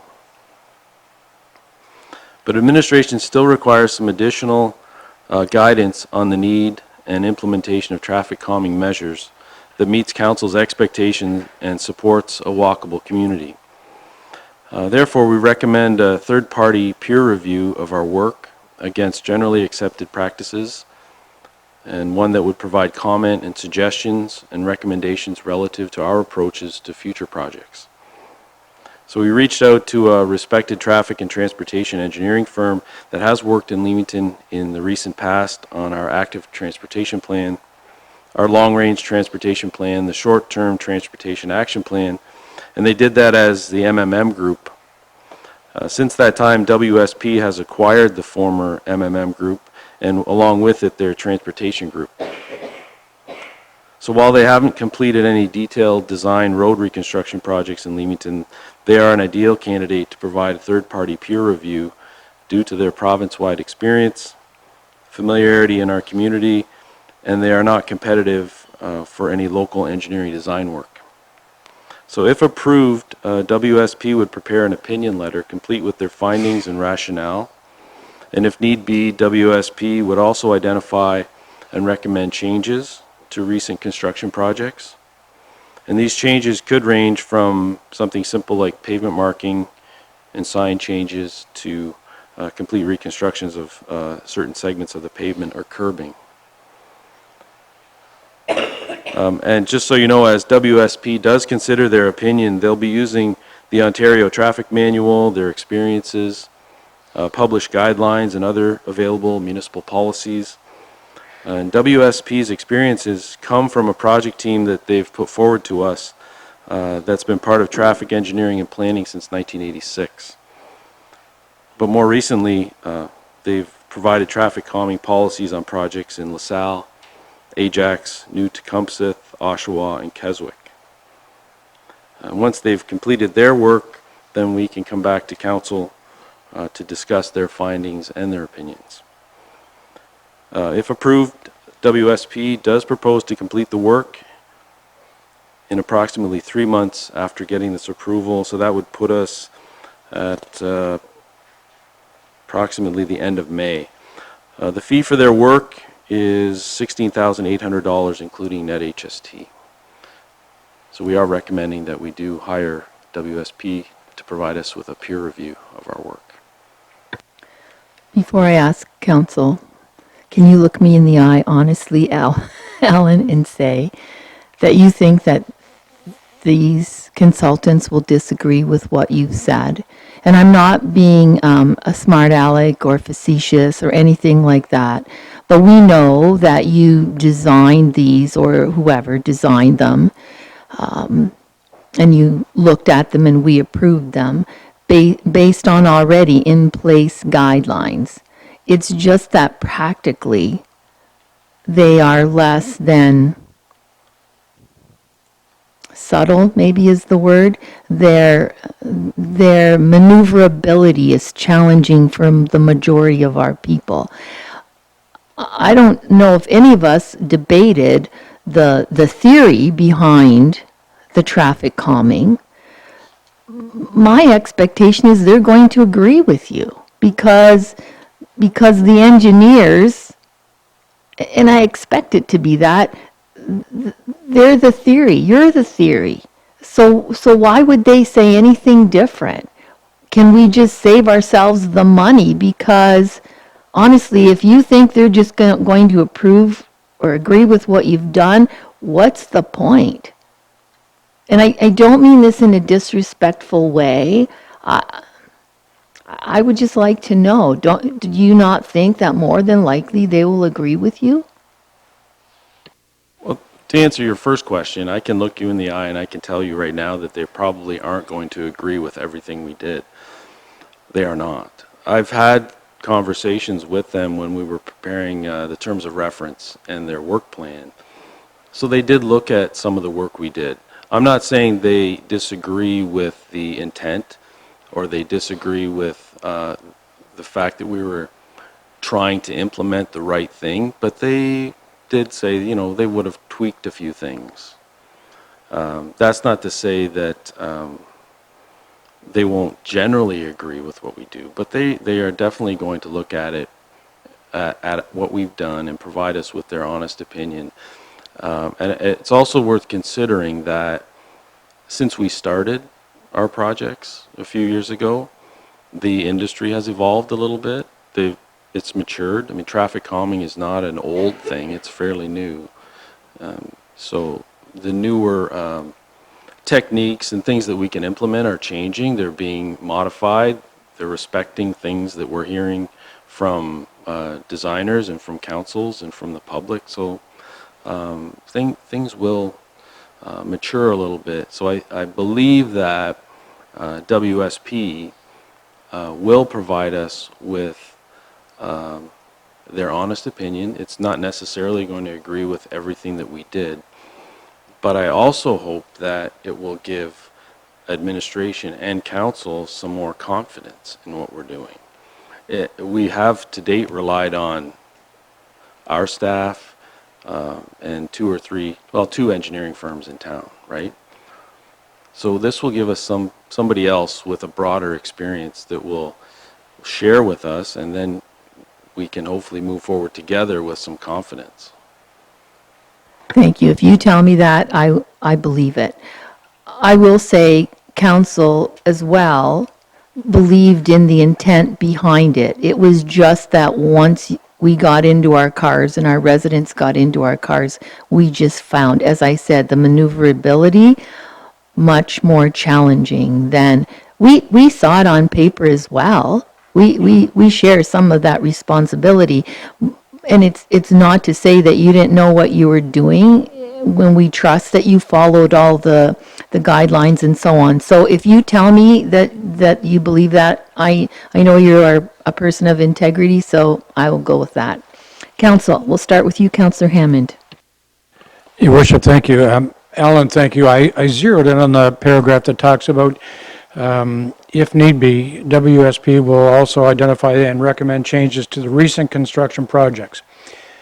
So if for example, when WSP comes back with a report and determines, let's say the bulb outs on Danforth Street were a little too severe, would your next step then be to come back to us and say, look, we're recommending some changes to that? I mean, are we too far into it to think about making changes and/or the radius turn on Mill Street? Well, certainly we can look at any modification. So the consultant may come back and say that the distance curb to curb is a little too narrow. You probably should have extended that out a foot or so. We could look at construction projects in future years to just widen short sections of the curbing. So yeah, we can certainly look at those. That's what I'm anticipating, those kinds of minor, I'd call them minor modifications, not wholesale changes. Well, then, again, to my point then, so with the report, I guess to zero right in on it, it's unlikely then that we will look at changing, for example, the profile of the turn at the end of Mill Street West as it turns onto Erie Street. Or with this report moving forward, because I think on Coronation, things worked out very well. So moving forward, you're going to look at this report as a better guideline as to what we do. I would agree with that statement. I can't say that they won't suggest giving us a larger radius at Mill Street. I can't say they would or they wouldn't. I don't know right now. Councillor Thiessen. Alan, but do we need, I guess I go back, do we really need a firm to tell us whether or not those radiuses need to be changed? If we listen to the people in the town, and I'll go to the one in front of the Tomato there between the Tomato and Gabriel's, that's a really tight little spot in there if you're heading eastbound on Talbot. It probably should be a foot or so back. And I'm wondering if we think that they might tell us that, should we just not put the money into that rather than going through another study? And you go down Danforth and there's some of the residents that really like those chicanes there. I've had calls from some that really like them. There are others who just hate them. And I think if they weren't quite as severe, it probably wouldn't have been a problem right from the beginning. And I think with Coronation, I think we really were onto something there. I think you guys did the right thing by cutting those radiuses back. the drive should be comfortable, and you shouldn't be on edge every time you have to take a corner. Am I going to put my rear wheel up on the curb or not? And I think just from experience, the experience we've had in these last few projects, aren't we already getting a feeling of what's working and what isn't working? And we can look at making some of those changes already without being told by another engineering firm. And also, if we're hiring a couple of engineering firms in town to design these, is it not up to them to be on top of changes that are going on with all these different traffic calming features? And they should be aware of that. And we shouldn't need another engineering firm to tell us so that we can tell them what works and what doesn't. I just think it's up to they should already know.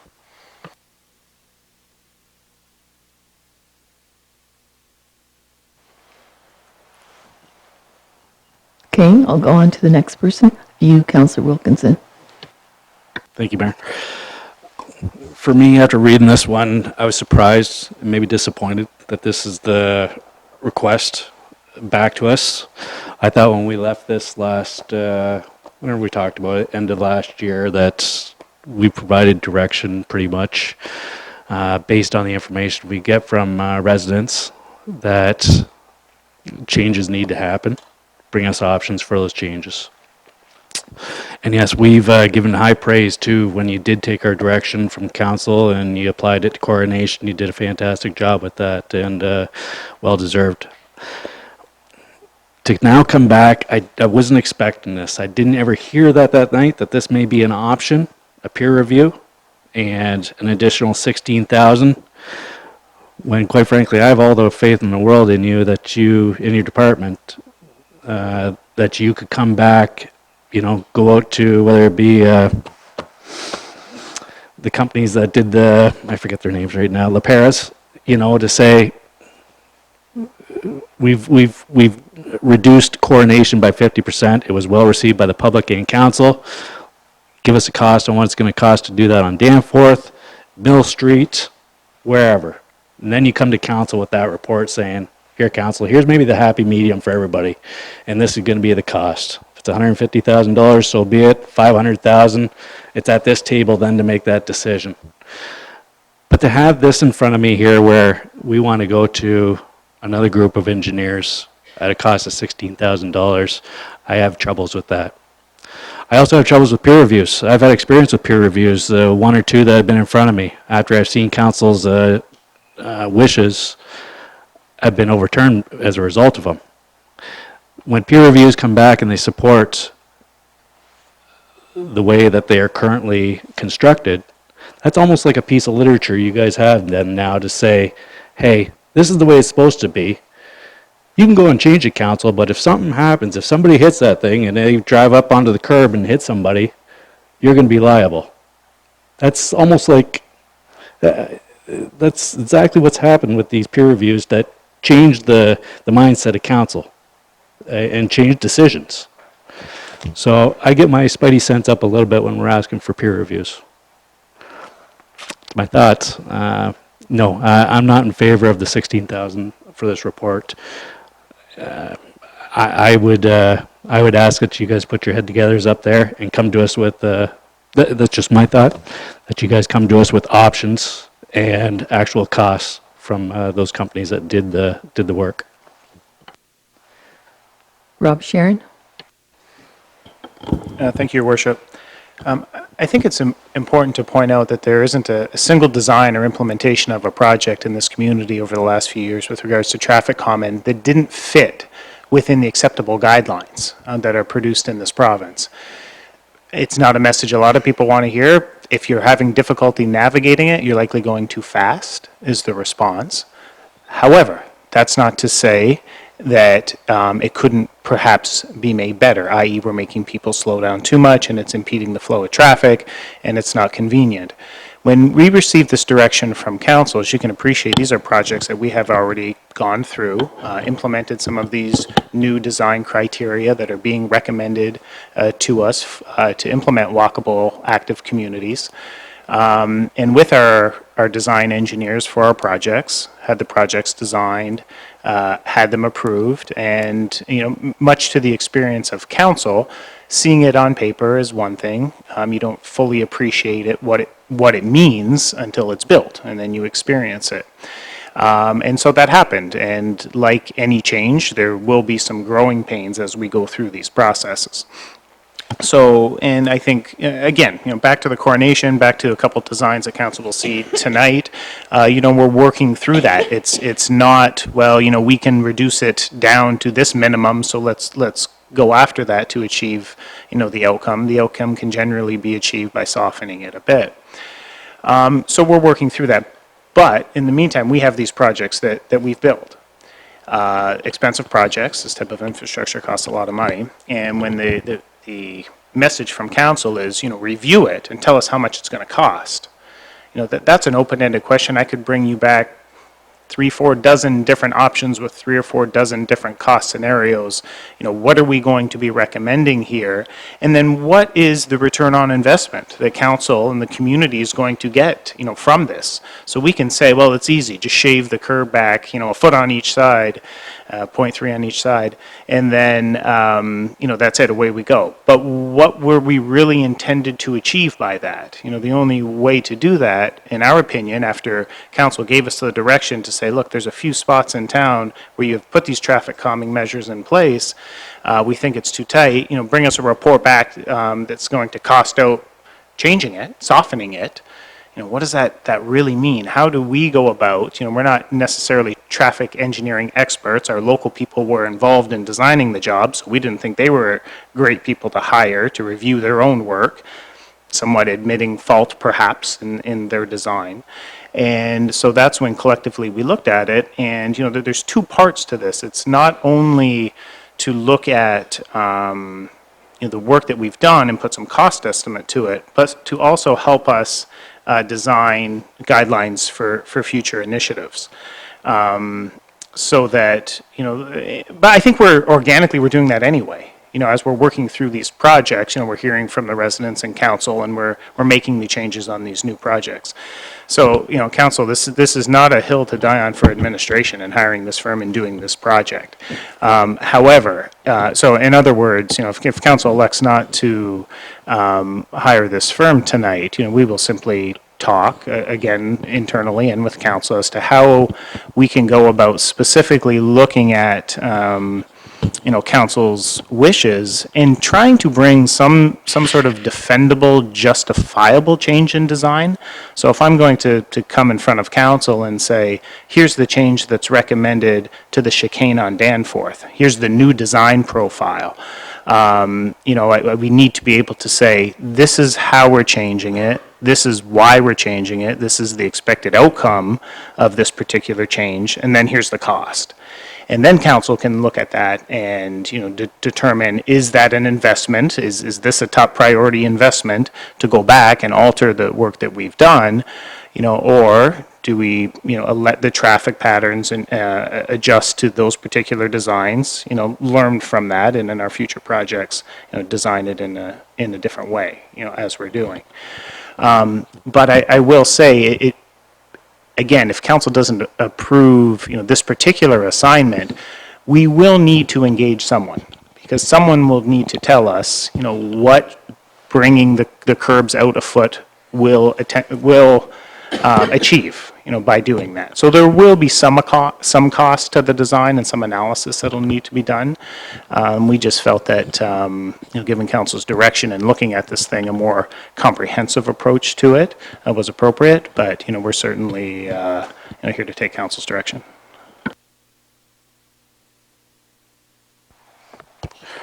Thank you, Rob. Now that you need to go out and engage somebody afterwards regardless. That would be over and above, though. So we're going to we want to do the peer review here. After that, you would still have to go out and engage somebody, right, that you just mentioned, correct? Through your worship, not if we did this. Part of the deliverables would be, part of the deliverables for the consultant are to look specifically at these areas that we've identified and to make some recommendations, given feedback we've received, to sort of prove it or to help, soften some of the concerns that council or administration, may have with the design. They may look at it and say, it's a design that we would recommend. This particular intersection, to the mayor's point, we think it's good and that should be the standard. You may not necessarily get a traffic engineer coming in and telling you right and wrong because there isn't necessarily right or wrong designs. There's different designs that are intended to achieve different outcomes. But this particular study, we would expect from them, Danforth as an example, if we feel that it's too severe of a chicane, of a traffic calming measure, they may, in that, they would identify, what we could do to soften that, and then what the expected cost to rebuild and retrofit that area, what that would be. So that would be part of this deliverable. Is this just, is the report, I don't want council to think that this is a report that's going to dive deeply into the methodology used, by the consultants to design this. That's not this type of sort of peer review. It's just basically, hey, look at what we did, and given your expertise in this field, do you think that there's opportunity for improvement there? If so, what would that mean? And if so, how much would that cost? Alan, you wanted to speak to this as well? Yes, thanks. I just wanted to say that having something like this is important to my department. Having something like a peer review of something that's fairly new is important. So as Rob said, the amount of money that we put into this infrastructure is incredible, right? And we go to public meetings and we listen to residents and we listen to councillors and we put a design together and we want to put the right outcome on paper. But the best way to do, and I don't really, I hate to say these words, but I don't like to grope around in the dark anymore. I mean, we're trying to get traffic calming right in Leamington. We feel that a lot of what we put in place is right because of what we see and what we hear from the residents that we talk to. That traffic on Danforth, I'm just pointing at the picture, has slowed down. We don't hear from all the residents that you hear from. We feel that in some areas we've slowed traffic near the park. So it's abrupt, it's drastic, and it's doing its job. But if I can get a consultant to educate us and provide us some a bit more gray area, I guess I want to say, because in engineering you have to apply an engineering judgment, right? So there's a line in the sand, but you have to be able to look at scenarios. And then there's a bandwidth, I guess, to put it that way, maybe as a better way to do it. That we can make adjustments, move this here, make this radius a little bit bigger, a little bit smaller to achieve other things while still achieving the traffic calming that we want to. And currently we're relying on one engineering firm to do that for us. And I just don't get a sense that council necessarily is confident in some of the things that we are doing. So having a third-party firm that has I'm going to say a national presence to come and speak with us would give us both confidence moving forward. Mr. Neufeld, you wanted to speak to this as well? Yes, thank you, Madam Mayor. In one of the difficulties with being a leader in something is that sometimes you don't get it exactly right the first time. And we do pride ourselves in Leamington on trying to bring new methodology to whatever it is that we're doing, the same way that council has been courageous in making some decisions that other councils wouldn't even consider. There is no ulterior motive here, because when we would be just as happy to receive a report that says you overdid it, because our focus is always on what is in the best interest of the municipality. And especially when we're on these, and I'm going to call it cutting edge designs for walkability, where we're retrofitting old neighborhoods to try and bring in the new principles, it's not always going to work out perfectly well. So I just wanted to say that, we are trying to be a leader in some of the designs that we're bringing forward. I mean, look at Mill Street. That is quite unique as well. There's no ulterior motive here. We just want to get it right, and we'd be just as happy to be told that perhaps we overdid it. I have the deputy mayor next. Thank you, Mayor. I'm looking forward to a third eye looking at it. But before we move any further, even like to the next one, I hope he has a third eye at the blueprints, the schematics that we have here now, so we can maybe stop this before, because there are a couple of bulb outs here and some pinch points that I see, but I'm not an engineer. And also, I've been driving down Danforth more than daily now, and I got passed at a corner because I was doing what the speed sign said, 10 kilometers an hour, and they're passing me on the corner. Another gentleman complained that he has 7 signs on his front yard. He's right at the end of Danforth. Danforth and Pulford. Something there, and of course, the signs on the, whatever you call them there, the median there on Erie Street South. You got passenger crossing, and then 5 feet further you got another passenger crossing. So I hope he reviews all that, and I'm looking forward to his report, because I believe that we will be cutting him back. Thank you. I have Councillor Hammond. Mayor, thank you. And Deputy Mayor Verbeke just touched on some of the things I was going to bring forward, and that is, we've got 2 major projects that we're going to be reviewing tonight too. And my question is, and I appreciate the fact that we're only bringing this firm in to the tune of 16,000 and change, just to necessarily look at, some of the bulb outs or some of the traffic calming measures. When we look at some of the changes that we're making to Melrose, and I'm talking about, I know they're not going to look at sidewalks and all of those things, but should we not wait for this report then if we're going to go through with that before we move forward with Lauren and Henry and all of these other ones? And even as far as that goes, even the ones that on John Street.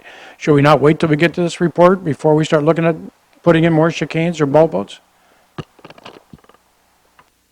Helen, did you want to answer that? Yeah, yes, my opinion is no, not for Lauren, William, Gladstone, and Henry. Those are low-volume residential streets. We feel we have that in hand. If we do something similar to what we did on Coronation, we're completely comfortable with that. It's the other scenarios that collectors and arterials that are giving me some trouble. Okay, we have a recommendation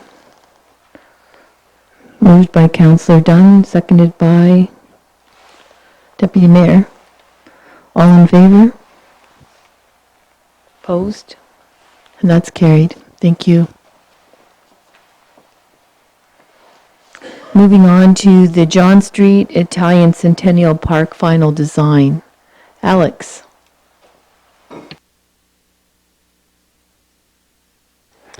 Thank you, Madam Mayor, Council. In 2018, Council received and approved the Leamington Uptown Master Plan prepared by R.C. Spencer Associates.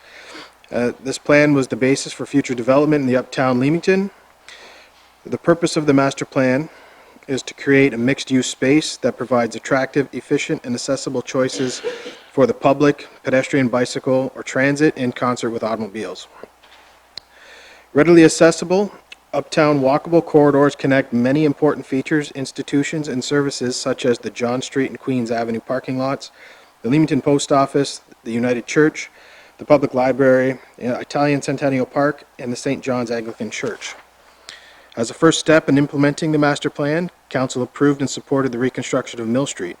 Mill Street provided a space for a number of successful events during 2019. Existing traffic at the intersection of John Street at Erie Street North could be described as congested, even with eastbound John Street traffic restricted to right turns only.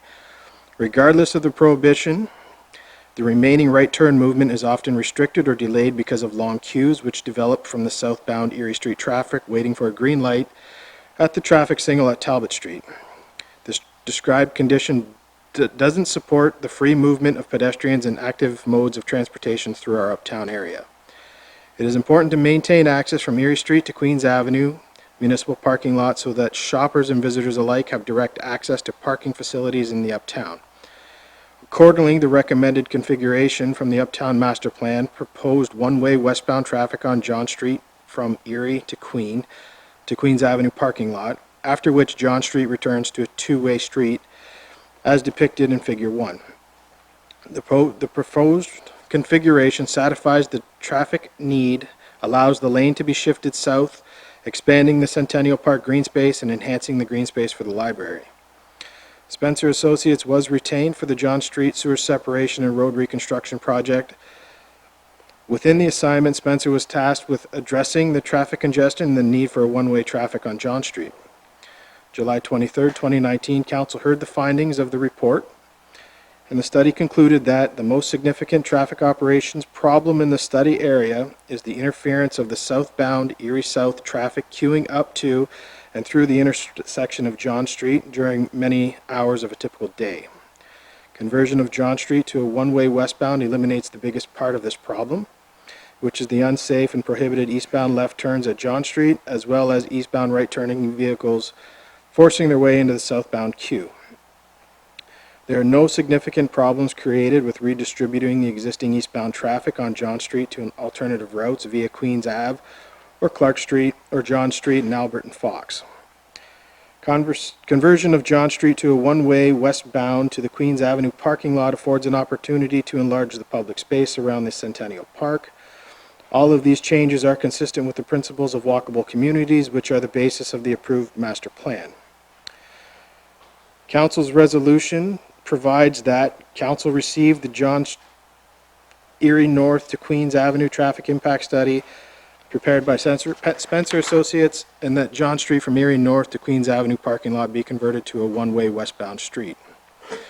Following the decision of Council, detailed design of the project commenced. A public information center was held at the Leamington Municipal Building on Wednesday, September 25th, 2019. The PIC was attended by 11 members of the public, including several members representing the Uptown Leamington BIA, 3 members of Leamington Council, 5 other members of administration. The general reaction to the plan was unanimously positive, with most of the attention focused on the transformation of the Centennial Park. Also, some business owners attended to clarify the sanitary sewer assessment schedules that had been sent out with the notice of the PIC. One written comment received from the PIC suggested administration consider reducing the number of proposed accessible parking spaces on the west side of Erie Street adjacent to the library and park, shown at the PIC with 3 parking spaces on Erie Street. And the proposed spaces could be redesignated to 1 accessible space, 2 general parking for all users. Administration agreed with this comment, and the change will appear in the final construction. After discussion at the PIC, other discussion at the PIC included the pros and cons of converting John Street to a one-way westbound adjacent to the park. The consultant and municipal staff provided the same explanations previously provided by the consultant at the July 23rd meeting of Council and noted above in this report. The access for trucks to Gabriel's Furniture loading area on Albert Street, approaching the Gabriel's loading bay in a semi-truck and trailer from Talbot Street instead of John Street, will require a small widening of the driveway. The widening will accommodate the maneuver. Rear access to the businesses fronting Erie Street from the revised John Street alley. Currently, most delivery trucks back into the alley from John Street to a point of their delivery. The revised parking layout will now allow delivery trucks to drive straight into the former alley, up to the business, unload, and then drive out via a second entrance back onto John Street, thus eliminating the need to back up. To mitigate the closure of the Queens Avenue entrance to the parking lot, a second entrance will be provided from John Street. Further to Council's comments and resolution and those received at the PIC, Spencer has completed the design of John Street, Queen Street, and parking lot, and the Centennial Park. Noteworthy in the final design is the addition of a multi-use pathway along the south side of John Street to provide an all-ages abilities facility to safely maneuver around the uptown while not affecting the existing parking on Erie Street South and North. The multi-use path will run along the south side of John Street between Erie Street and Queens Avenue, then southerly along Queens Avenue from John to Talbot, connecting with the newly rebuilt Shotton Park, and Mill Street West, where the path will then reconnect with Erie Street South. The final design is shown in Figure 2. The Queens Avenue layout shown on Figure 3 with the bulb outs and reverse in-angled parking between John and Talbot are proposed to be constructed as part of the 2020 works with bumper blocks and planters as a test site. This test site will provide an opportunity to observe the performance of the proposed design using reusable materials that can be easily removed and provide the required pedestrian safety and traffic calming measures. Monitoring of the functionality can continue through 2023, which is the year when the 5-year capital plan identifies sewer separation and road reconstruction of Queen Street and John Street west of Queen. In the interim, the proposed works will allow for the planned connection of the Russell Street parking lot, Alley 15, Mill Street West through Shotton Park, across Talbot Street, and along Queens Avenue to the Italian Centennial Park and the John Street parking lot. This work also deals with an ongoing parking issue and complaints being dealt with by our bylaw parking enforcement officer. With the proposed changes to the parking lot and the redevelopment of Queens Avenue and John Street, there will be a total of 104 parking spaces, which is 2 more than the current configuration. The proposed works are included in the 2020 engineering and sewer capital budgets. Once the final design is approved by council, administration will tender the project for construction. So the recommendation before you tonight is the proposed road profile and design for John Street between Erie and Queen and the Italian Centennial Park layout as prepared by R.C. Spencer Associates be approved. Thank you. Thank you, Alex. Start with you, Deputy Mayor. Thank you, Mayor. Alex, to Talbot and Queen, is that going to be a PXO now?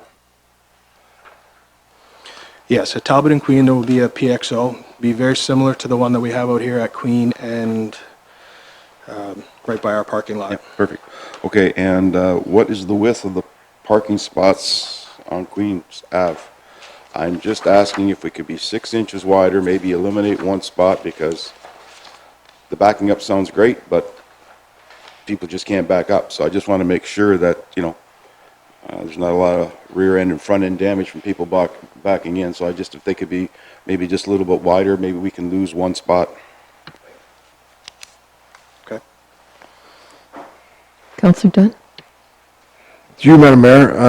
Alex, I sent you an email with a couple of different questions. The first one was regarding the Masonic Hall and the handicap parking space that's blocking their driveway access.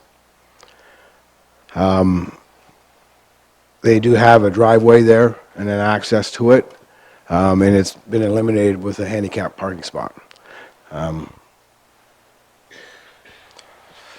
Through you, Madam Mayor. So the consultant and I had a conversation about this after I got your email. And we both kind of felt the same, that the driveway that's currently to the Masonic Temple is an informal access. It doesn't connect directly to the right-of-way.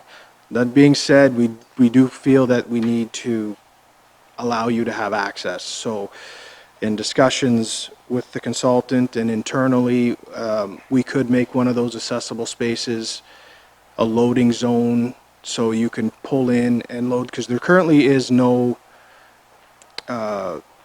on-site parking for the Masonic Temple. Am I correct in saying that? Well, actually, along the one side, you see it was like a driveway. They use it as a walkway now, but in the future, if they ever decide to sell the property or whatever, along the side of the building there is actually. Okay. So, just having that there, and again, like I said, after the fact, that building's been there for quite a few years. And again, the entire space is designed to be completely barrier-free. So there's no curbs, the sidewalks in the road, they're all at the same level. The barriers being used to separate the vehicle traffic and the pedestrian traffic are bollards, planters. It creates a completely barrier-free space. So to provide access to the property during construction, we can figure out, like, that parking space can be eliminated, it can be kept, we can, change the position of the bumper blocks to allow a car to get around that parked car. We can work with the Masonic Temple and figure something out. to not Okay, I just completely want block to it make off. sure that we do that, we have access for them. I mean, if you own a property and then all of a sudden you're not, just because you're not using the driveway, you don't want to eliminate it, right? So with something else. My second question to you is what the width was on John Street, and my question for that was like stake trucks and those type of trucks. I know semis we talk about for Gabriel's to go down into the Four Corners and then down Talbot and then back up Albert Street, I think it is. But are we talking about smaller stake trucks that are going to deliver to the businesses also to go to the Four Corners and then down and around? Or are we talking them, is this John Street wide enough to allow those stake trucks to go down there?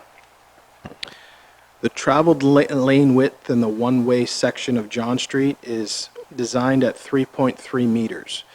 That's 0.3 meters wider than Mill Street, and it's about a foot wider than what it would be from pavement edge to pavement edge on Mill. 3 meters is the same width that's Erie Street South is painted at between Oak and Pulford area. Those lane widths are painted at 3 meters wide. So it is a perception, that these lanes are very narrow. So that lane will allow a stake truck to drive through there. The tractor trailers possibly won't be able to make the turn getting into the parking lot at the end. There is the bollards and the planters. So between the bollards and the planters, you're looking at probably 3.5 meters in width. If that answers your question. Yes, but the way the road also goes, because it comes like a little bit of a half circle and then comes back around, that was the other question, because maneuvering something like that, I didn't know what the thought was with coming to stake trucks in and getting deliveries to the back of some of those businesses. So that's why my question about the width, because it didn't have a width on this diagram here, and so that. Yeah, so a cube van or a normal delivery vehicle will be able to pull back in there. The larger trucks, the trucks pulling a trailer, will have a more difficult time making the maneuver, not necessarily coming off of Erie Street, but making the maneuver when they get back to the two-way portion where the road does turn to kind of get more 90 degrees to the two-lane traveled portion of John. Making that maneuver will be extremely difficult, maybe impossible for a tractor trailer. So the tractor trailer in this case would have to come, on the map here, would have to come down Erie Street and make the turn onto Talbot and then come in either through Queen or around Albert and then back up to John Street. We've met with the businesses along that front Erie and Talbot to see what their delivery needs were to make sure that the design of the parking lot would allow for that maneuver of the vehicles that they have coming in. Another question was regarding, I apologize, Madam Mayor, but was you said that you increased the amount of parking in the parking lot by 2 spaces, but does that include the number of spaces that were removed from John Street? And this map we have here in the first diagram, figure 1, it doesn't show any parking spaces on the Crave side of the street on Erie Street. Now, are they being eliminated, or it just wasn't put in the diagram?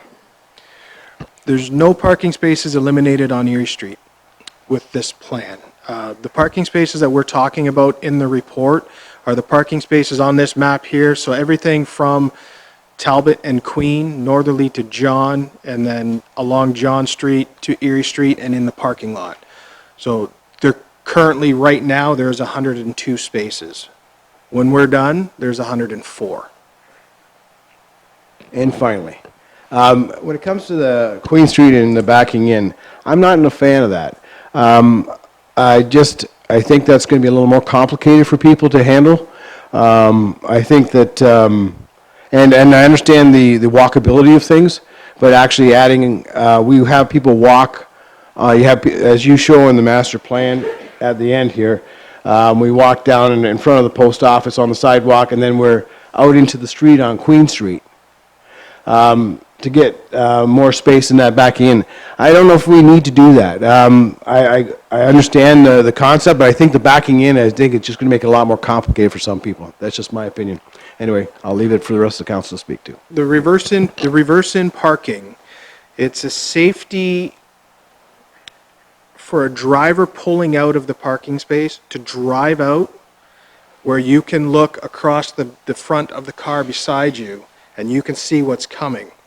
If you pull into the parking space and then you need to back out into the lane of traffic, you're looking over your shoulder, and if there's a car parked there, like in our parking lot where staff parks across the street here, if I'm parked in my car and I go to back out, been numerous occasions where cars come by and I don't see the car until I'm into the drive lane. So if we were to back into the park, it's a safety thing. It does allow you to make this parking spaces at a closer to 90-degree angle because you're pulling out as opposed to backing out. So it allows you to get more parking. So there's different theories and different arguments, and you could argue both ways. And again, the way this plan is laid out for those for Queen Street right now, it's a test area to see how the residents react. It's all built with bumper blocks pinned to the asphalt. There's a bumper block lane to distinguish the multi-use pathway with the traveled roadway to give safety to the residents using the multi-use pathway. So if we find in 6-8 months that it's not working, we need to change the direction of the bumper blocks. We can go out there and twist the bumper blocks and put the parking to drive-in parking. It's a great test site for any future parking. We wanted to do it along Forest Avenue by Seacliff Park, but council didn't want that to happen, so we redesigned that and we left it status quo. However, we feel that this is a great opportunity to try the reverse-in parking. Or if you indulge me, Madam Mayor. So with the back-in parking on Queen Street as opposed to just the way it is right now, did you actually add more parking? Is there more parking spaces in this? Well, we were able to add more parking spaces. We do lose the whole parking on the one side. So the parking spaces, it's almost a wash on Queen Street. We were able to, in our discussions with Gabriel's, they have 3 accesses to their entrance on their parking lot. So we were in discussion with them. If we close their entrance out to Queen Street, they gain 2 more parking spots in their parking lot. We can gain 2 more parking spots on the road. So it was kind of a win-win. They didn't feel that they needed it. So, it allowed us to, again, to have a test site, to work with the community and, make Queen Street more of a give it more of a parking lot feel than a road feel. Councillor Wilkinson, did you? Yes, just a comment, Mayor. Not much from me. I've liked the project since I first seen it. In fact, it's one of my most, I think it's one of the most exciting features, if not the most exciting feature about the uptown renewal, whatever you want to call it. And I had heard the concerns from Gabriel's and the John Street alley. Yes, and I'm glad to see you've addressed those. And I think it's time, just like you said, to give the back-in angle parking a shot. I think this is a good test area for it as well. I've heard the term used before. It's only paint. It's not written in stone. Let's give it a try. See how we make out with it. And but I got nothing but compliments on this for your department on this. I look forward to it. I'm excited about it. I think you've done a great job with it, and good luck with it. I have a couple questions, if I may. Are there bump outs there by Queen Street on Talbot West, where you have the new crosswalk or where the old crosswalk was, and now there is not one? Are those bump outs? The bump outs there would be constructed with the bumper blocks. So Okay. the bump outs on the south side of Talbot, it's currently, right now, it's dead asphalt space. There's no parking allowed Right. in it. We are getting complaints from our parking enforcement that there's always cars parked there. They've had cars towed from being in there. So by putting these bumper blocks in now, twofold. It allows us to shorten the crossing distance for the PXO, so we don't need to have the flashing style that we have out here on Right. Erie Street. We can use the style that we have here on Queen, where it's just signed. And so and again, the bump outs on in front of the Royal Bank that you see on the plan, those are, again, with bumper blocks, but again, that's just kind of dead asphalt space where cars are illegally parking. So it'll give our, residents a shorter crossing distance, make it safe for us to cross at Talbot there again. Good. I'm happy to see that. I have had a few people comment that they missed that crosswalk. They're never quite sure if they should or they shouldn't, so I'm glad to see it come back. I just want to talk for a minute about Gabriel's, but I met with them earlier, in January, and they were concerned with a couple times they'll have trucks stacked, if you will, somebody pulling in or in, and the one has to wait. So if that happens on Albert, how will that work? The trucks may have to stack on John Street. So they may have to go up and turn the corner and stack on John Street itself. And then around to Elliott and then back in. Or, if you have a good driver and he wants to back around the corner, you could do that too. So we did have this discussion with them, and that was one of their concerns that they raised. There is parking on Albert right now, so if the parking is available, the truck could stack in the parking zone. Okay. So there is ways around. I don't know how often it happens. They say it does happen. I don't know if it's every once in a blue moon or if it's once a week, once a month. It sounds like less than once a week. So periodically. But that's good. You've had that conversation, you're aware, and there is an alternative for them. Now, I'm sure they'll be happy to know about the widening of the driveway so the trucks can get in. Can you let them know when we're ready to do that portion of the job? Because they'd like to regrade, if you will, their sloped driveway. They'd like to do some fairly extensive work there, and if they could do it at the same time, it would work well together if they could do it in conjunction with our portion.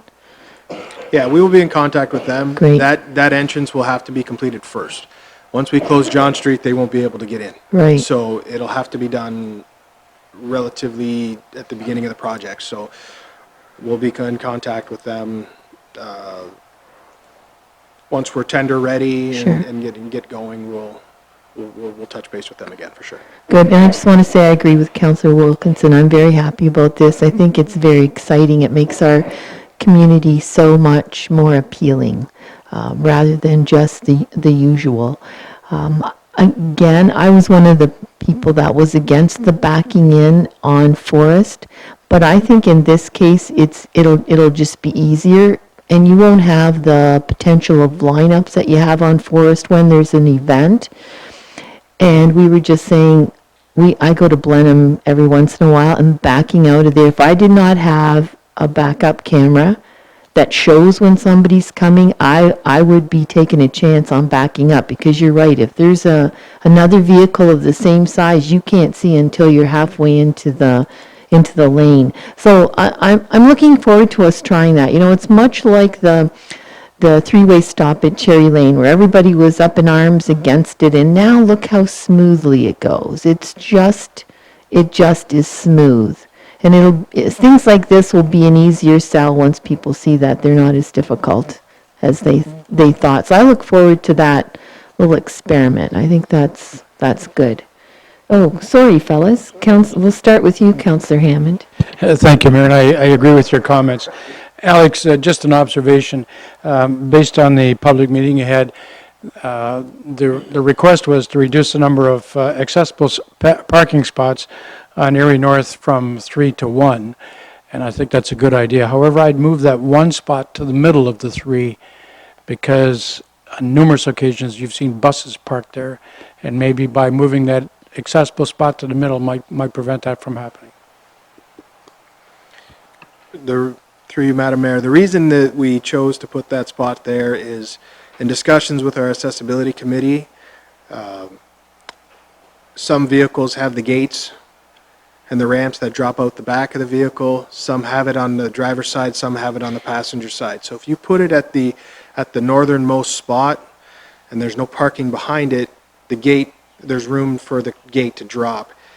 If we have to put it in the middle space, we have to make the space longer to allow for that gate to drop down. And then that also allows for the driver's side, passenger side. It kind of fits the mold for all of their vehicles. So what you're trying to say is you've thought of everything? We try to. Councillor Thiessen. Thank you, Madam Mayor. The Queens Avenue backing in, I'll use that a lot. I don't mind backing in, and I like the safety of that. I know other members in my family won't like that so much, but that's okay. The parking lot area, the parking spaces, they won't be narrow like the ones in the winter's parking spot or parking lot. Those are really narrow, the aisleways as well as the parking spaces themselves. Would these be similar to what we have outside here? They'll be similar to what we have out. They'll be a little bigger than what we have here at our That'd be good. municipal lot, yeah. That's great. And then just to those bumper blocks on Talbot, and I realize they're movable, so you can change that at any time. But will there be an issue with clearing snow? I'm talking about inside, between the sidewalk, curb, and the bumper blocks in that dead space. And I'm thinking not only snow, but garbage as well, and blowing into there and piling up. Am I understanding right? There's a sidewalk, there's a curb, and then there's that dead space asphalt, and then these bumper blocks, right? Correct. So the bumper blocks won't be butted right next to each other, so we'll allow the water to travel through. Any debris would continue to, travel through there. We may need to go in every now and again and clean it up. Mm-hmm. Moving the snow in the winter, they'll be placed wide enough for our sidewalk plows to get through the ramp, so it'll be cleared for the pedestrians. There may be some piles of snow off to either side, but be no different than walking along the sidewalk, and we have snow storage between the curb and the actual walking area. And you don't foresee them creating a tripping hazard if people don't have the patience to go all the way to the pedestrian crosswalk and step off the curb, trip on the other curb? It's possible, I guess. There's a possibility, sure. But in the future, that could even be all concrete curbing or sidewalk? The reason we chose the bumper blocks in this, we do have a line item in our budget to RFP for the streetscaping of Erie Street and Talbot.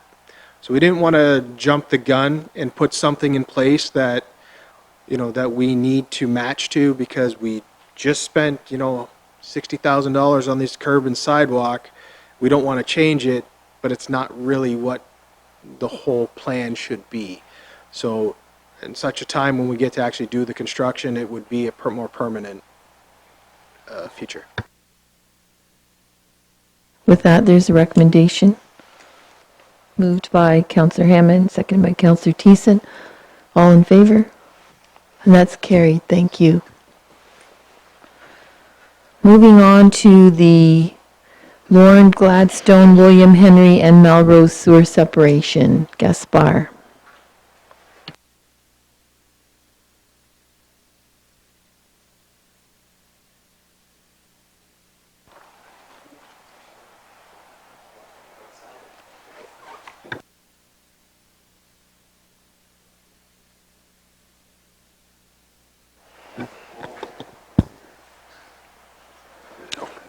Gaspar, you're good to go.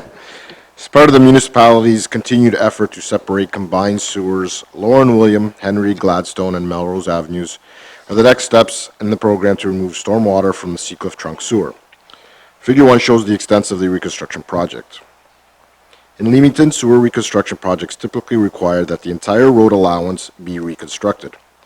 Reconstruction allows the municipality to implement improvements that achieve municipal goals, municipal long-range plans, and satisfy provincial policies and guidelines. Very often, these goals, policies, and guidelines address improvements to the flow of traffic, both pedestrian and vehicular. Statutes follow provincial and national trends and improvements, while municipal goals and plans follow local trends and development. A regular review of existing conditions against the needs of the community and development trends is a valuable tool. Local reference documents include the short-term and long-range transportation action plans, pedestrian crossover and pedestrian crossover and courtesy crossing update, and the active transportation plan. Transportation action plans guide the expansion and improvement of the municipality's road network as the municipality continues to grow. Administration regularly refers to and uses these documents in order to plan for and support various improvements and policies throughout the municipality. These documents provide specific recommendations to address a number of existing traffic concerns and provide strategies to address others.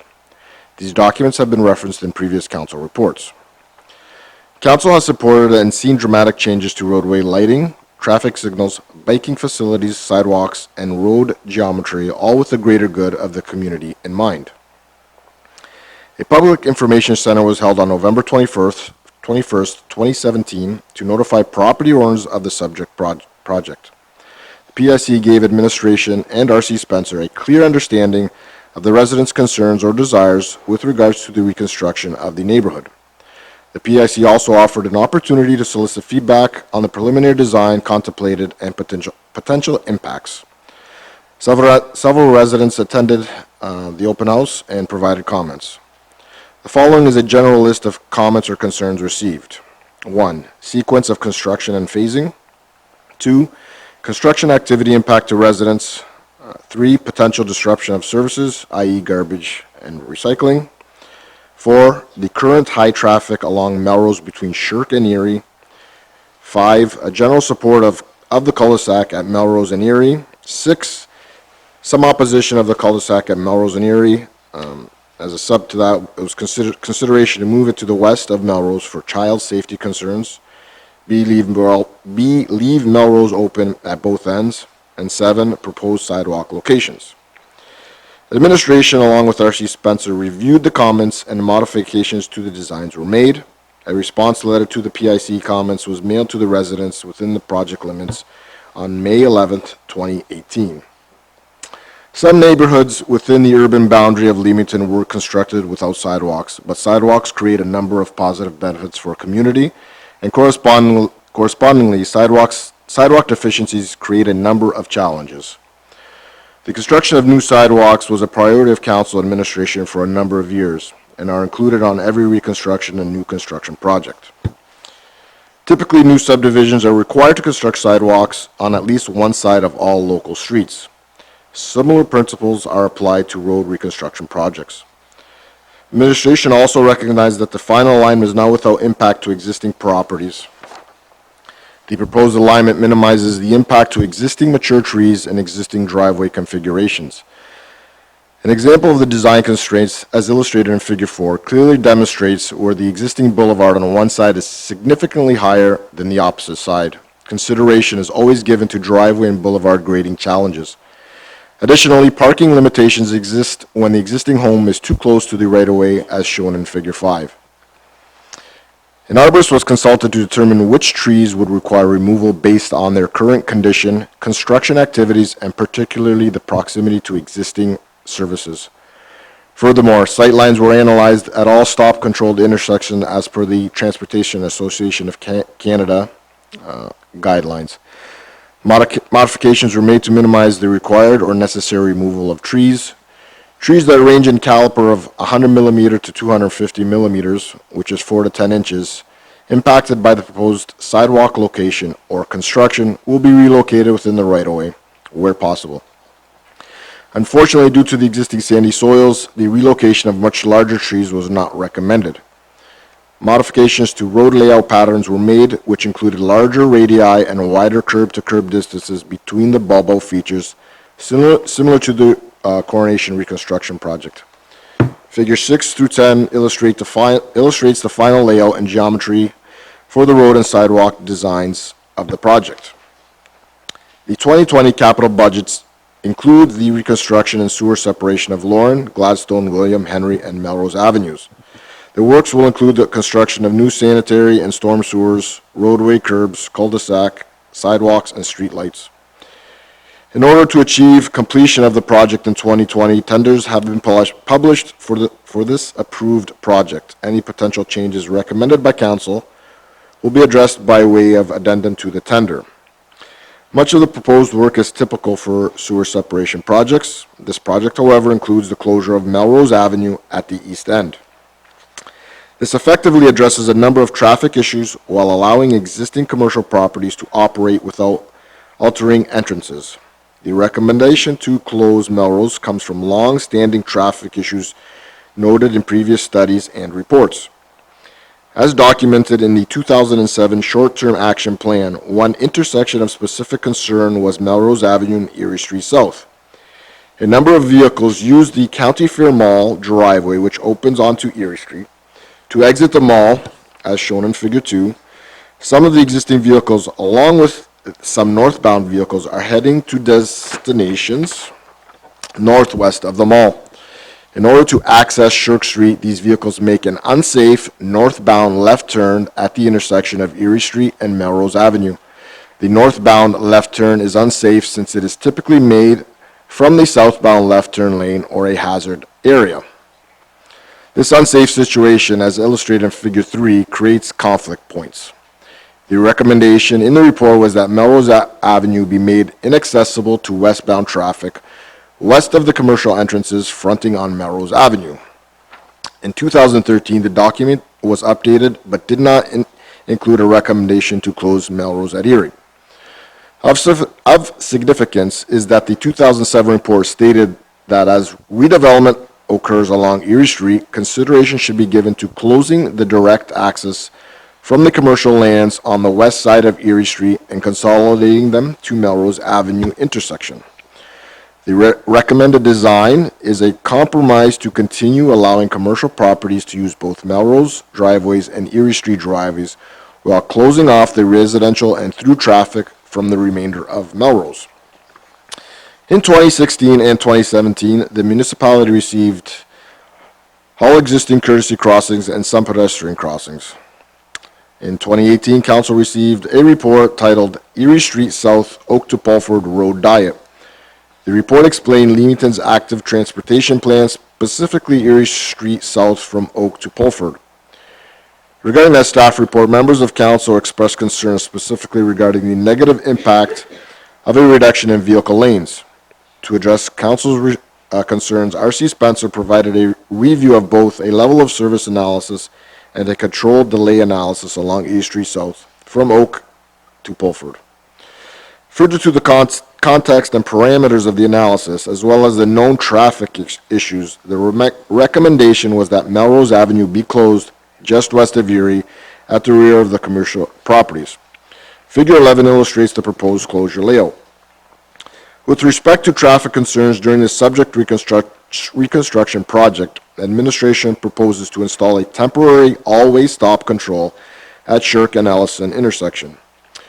Shirk Street forms a T intersection with Ellison Avenue, which is stop controlled. Existing pavement markings are used on Ellison approach to delineate separate right and left turn lanes. The recreation complex, trails, multiple schools, and pedestrian traffic and cycling traffic will negatively impact the Shirk and Ellison intersection through what we anticipate to be a busy spring, summer, and fall season. Therefore, it is recommended that a temporary always stop be installed as identified in Figure 12.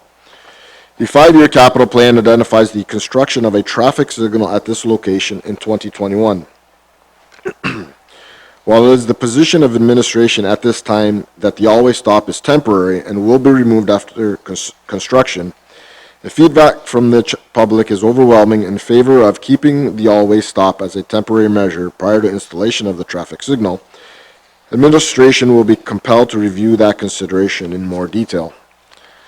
Cycling and pedestrian movements and routes are rather different from vehicles. As such, the routes and environments that users prefer to use are also different.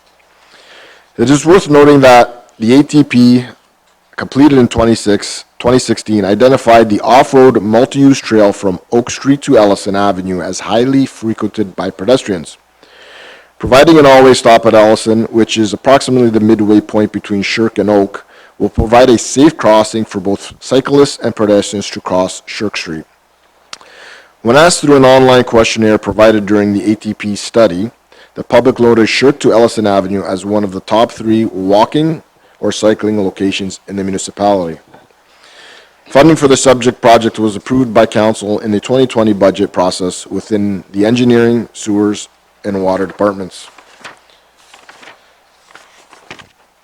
It is recommended that the infrastructure layout and geometry for the Lauren Gladstone, William Henry, and Melrose Avenue reconstruction and sewer separation project be approved, and an all-way stop control be constructed at the intersection of Shirk and Ellison as part of the subject construction project as a temporary measure to be removed after construction is complete. Thank you, Gaspar. Questions, council? Deputy Mayor. Thank you, Mayor. I guess it's the touchy one there with the all-way stop. The sooner the better.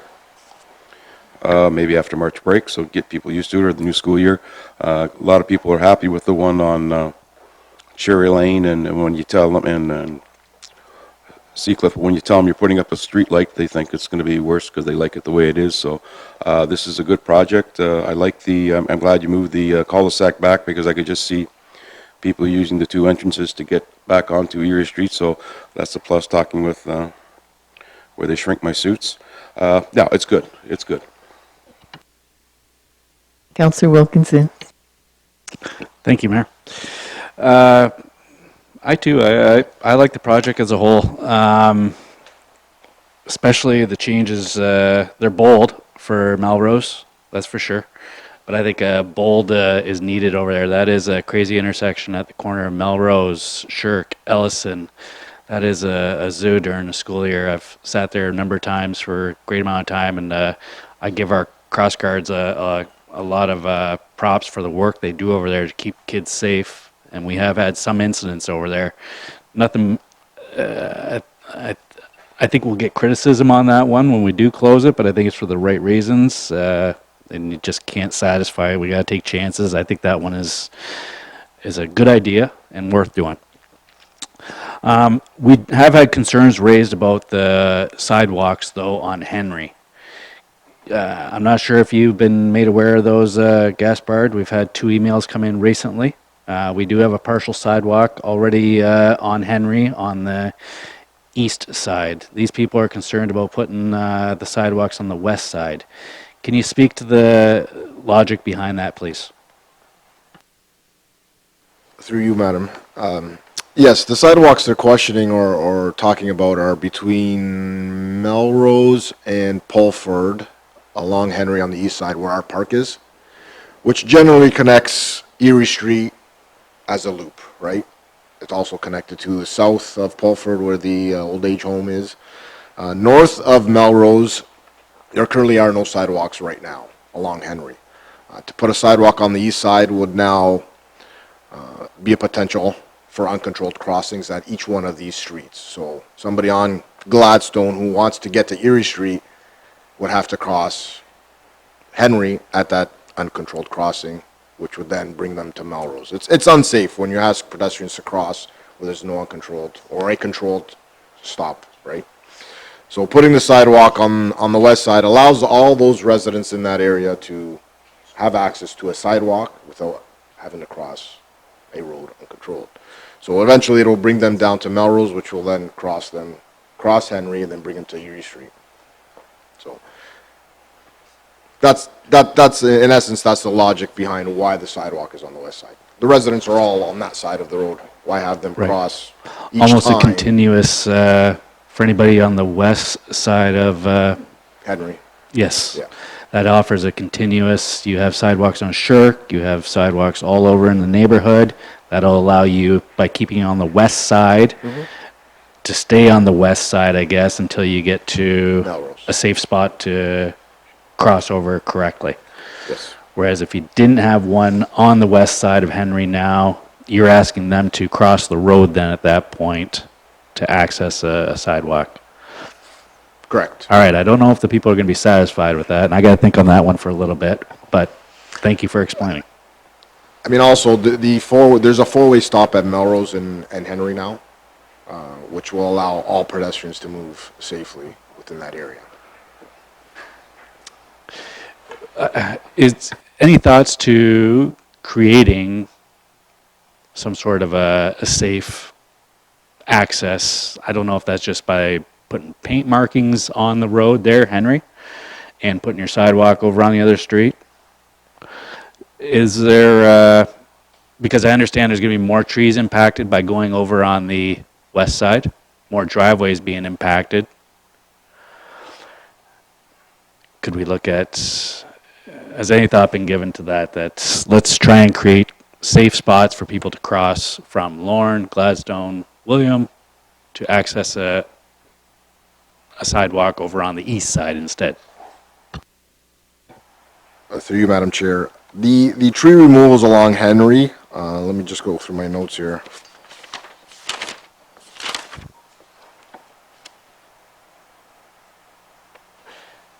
If sidewalks were to be installed on the east side of Henry, 5 additional trees would have to be removed above and beyond what's already required along there. Out of the 10 trees on the west side that are being removed, 7 of them are within the sight lines, which were within the TAC guidelines. So as you approach a stop, you're allowed to creep up.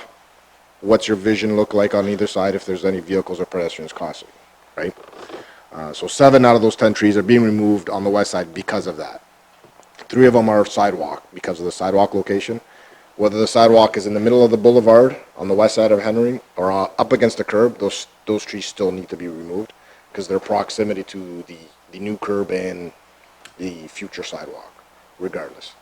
So if you decide to move the sidewalk to the east side, I'm taking an extra 10 trees out. Sorry, an extra 5 trees. Your comment in regards to line painting, I'd have to look it up exactly what the wording is, but it's not recommended to line paint uncontrolled crosswalks. Just to comment on that, I certainly appreciate I appreciate them not wanting the sidewalk in front of their house. They always want it in front of across the street from the neighbors. We want to make our neighborhoods more walkable. To put them on the other side of the street, to me, is to make them cross at that many spots is just because they don't want them, to me, is not. I personally can't support that. To keep it within the block, they can go around their block basically and stay on the sidewalk instead of crossing the street. From the very first time council started with sidewalks, they always want them on the other side of the street. I'm sorry, it just doesn't work. I think you're doing a great job doing it the way you are. I'm sure when sidewalks go by my house, I hope I'm long gone before that happens because I probably won't want them either. But for the walkability, if that is do you realize how long that sidewalk would be? It's just, if we want people to walk, and I think we do, we talked about climate change. That's part of it, getting people out of their cars and walking. I'm all in support of those. And if people don't like it, I'm sorry, that's how we have to, how we have to do it. But it's never a new complaint. It's always the same complaint. Yes, no, and it's good to know when you have data like that about the trees. Great data. Councillor Hammond. Well, Mayor, this is one of the times that we can agree to disagree. I drove down there a couple of times, Gaspar, and looked at that intently because one of the concerns that I had raised was the sidewalks on Henry Street as well. I've got a couple other things, but to move the sidewalk and to have it on the west side of Henry, first of all, it's on the side of houses. It doesn't infringe on the front of houses. To use some of the logic you used earlier on when we talked about William Street, you get down to the end of Henry, and there's quite a slope on the west side that's going to have to be taken out. Quite a slope in order to facilitate the sidewalk. If somebody wanted to walk right now from Melrose to Georgia, they would have to cross 1, 2, 3, 4 different times they would have to cross the road. I know it's a controlled stop, but they would have to cross the roads 4 times. Where if it was on the east side, they could walk from end to end. Now, the point you raised about the trees, I believe that if we can avoid cutting down any trees, that's certainly the way to go. And I'm wondering, and I'm going to ask you to take a look at it, if it's possible, if we move the sidewalk on Henry Street to the east side, can we go around some of those trees? There's quite an area there, near the cemetery, the graveyard, and some other areas. Can we go around some of the trees as opposed to removing them? Because I'm certainly not a proponent to taking out any trees if we can help it. The other question I want to raise with you, Gaspar, and I'll give you a moment to respond to that other one, is that how much are we narrowing the road widths? I know they're being narrowed somewhat, and I just wondered if you know those figures about how much the roads are going to be narrowed. I want to get my mind around a comparison to what we've done, say, on Coronation. Through you, Madam Chair. The widening of the roads or the proposed widths are 8.5 meters, which is identical to what Coronation is. Okay. That reduction on Coronation, I believe, came out to 2 feet, 2.5 feet. I haven't looked at these ones to see what the actual reduction, assuming Coronation and these older streets are the same width currently, it would be the same reduction. These streets now are about 31 feet. Yeah, I'd have to take a look and see what they are exactly. Okay, so I'd like you to take a look at that, and I guess, I notice on some cases, we've put the sidewalks adjacent to the curb, but in other areas, we haven't. And I wonder, is it for the preservation of trees that we've made that? Yeah, because as I've already stated, I don't want to see any more trees taken out than we absolutely have to. So, to Councillor Wilkinson's question, I would really like you to take another look at putting the sidewalk on the east side of Henry Street as opposed to the west.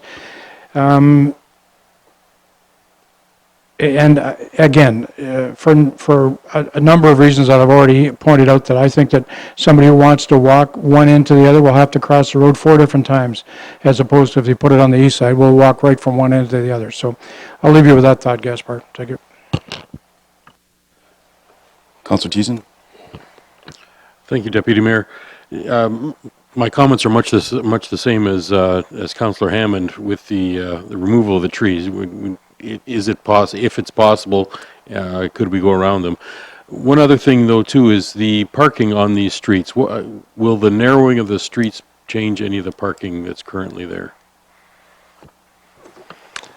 Again, in essence, it'd be similar to Coronation. There'd be parking allowed on both sides of the street, and with the amount of volume of traffic through there, they'd have to weave in and around each other. So, Okay, thank you.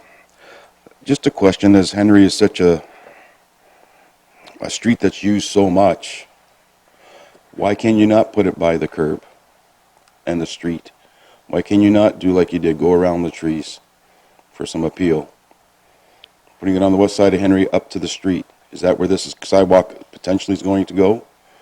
Or according to the diagrams, it's going to be off? through you, Madam Chair. It's Mr. Chair. Mr. Chair, sorry. Generally, we like to put the sidewalks somewhere in the middle of the boulevard or up against the property line for snowplow removal. It allows the snowplows, as they're driving by, to have storage. Obviously, when we come into reconstruction projects of this nature in older areas, it's difficult to plan where the sidewalk's going to go when mature trees are planted all over the place.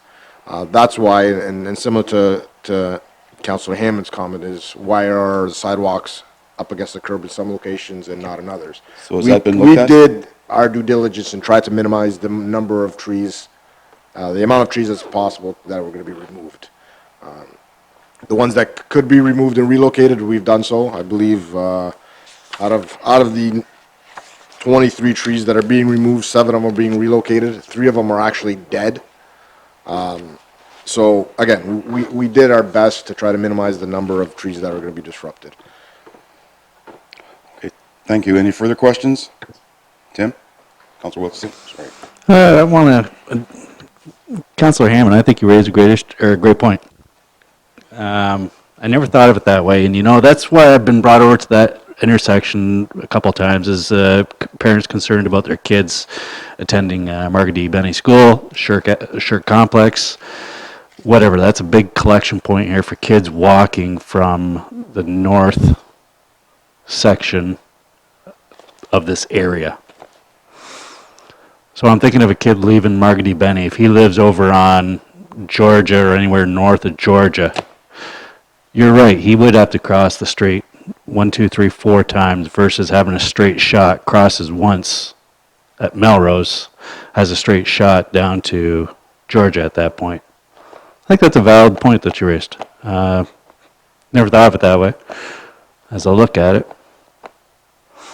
But I'm with Councillor Hammond on this one. I'm hoping that you'll consider that gas part. I'm in support of the project, no doubt about it. It's been approved. But yeah, I think the sidewalk being moved to the east side has got its pros as well as the cons, or sorry, the cons that you pointed out as well. Mr. Sharon? Thank you, Deputy Mayor. And certainly, as it's been alluded to tonight, when we're coming in and retrofitting these pre-existing subdivisions, trying to bring in modern standards, modern design principles, it's always a challenge. And this stuff is not black and white. If anyone looks at this stuff and says, oh, that's the obvious reason, you go ahead and do that, that's your first sign they don't know what they're talking about. These are difficult. So we were looking at this and weighing these options as well. What council sees before them tonight is our preferred recommendation, is the sidewalk location on the drawing. If I had to walk this thing through to say, well, if that's not satisfying to council, what would our next recommendation would be? Our next recommendation would be keep it on the west side, bring it up against the curb. Council still doesn't want to see that, well then really the only option is to jump across to the east side and put the sidewalk up the east side of Henry. At least we're getting a sidewalk for the neighborhood and for all the kids that we know are coming, from this particular catchment area. I think I just wanted to point out, and again, it's not black and white. There's pros and cons to every design, and it is a valid point that if someone, could basically head north-south on the east side and not have to cross any of those intersections. But I think, for us, that is outweighed by the other design, because yes, they would have to cross the intersections, but they're at controlled intersections, so they're at stop bars. Vehicles have to stop there. The difference is if you're crossing at Lorne, if you're crossing at Gladstone, if you're crossing at William, those are all uncontrolled intersections, uncontrolled places. So the pedestrian is essentially, on their own to make their way across traffic. And so when we're weighing the balance of this thing, that's why we ended up with the design that council sees before them.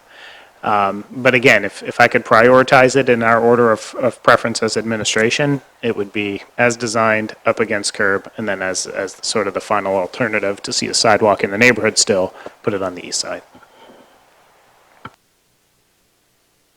And with that, I'm going to call the question.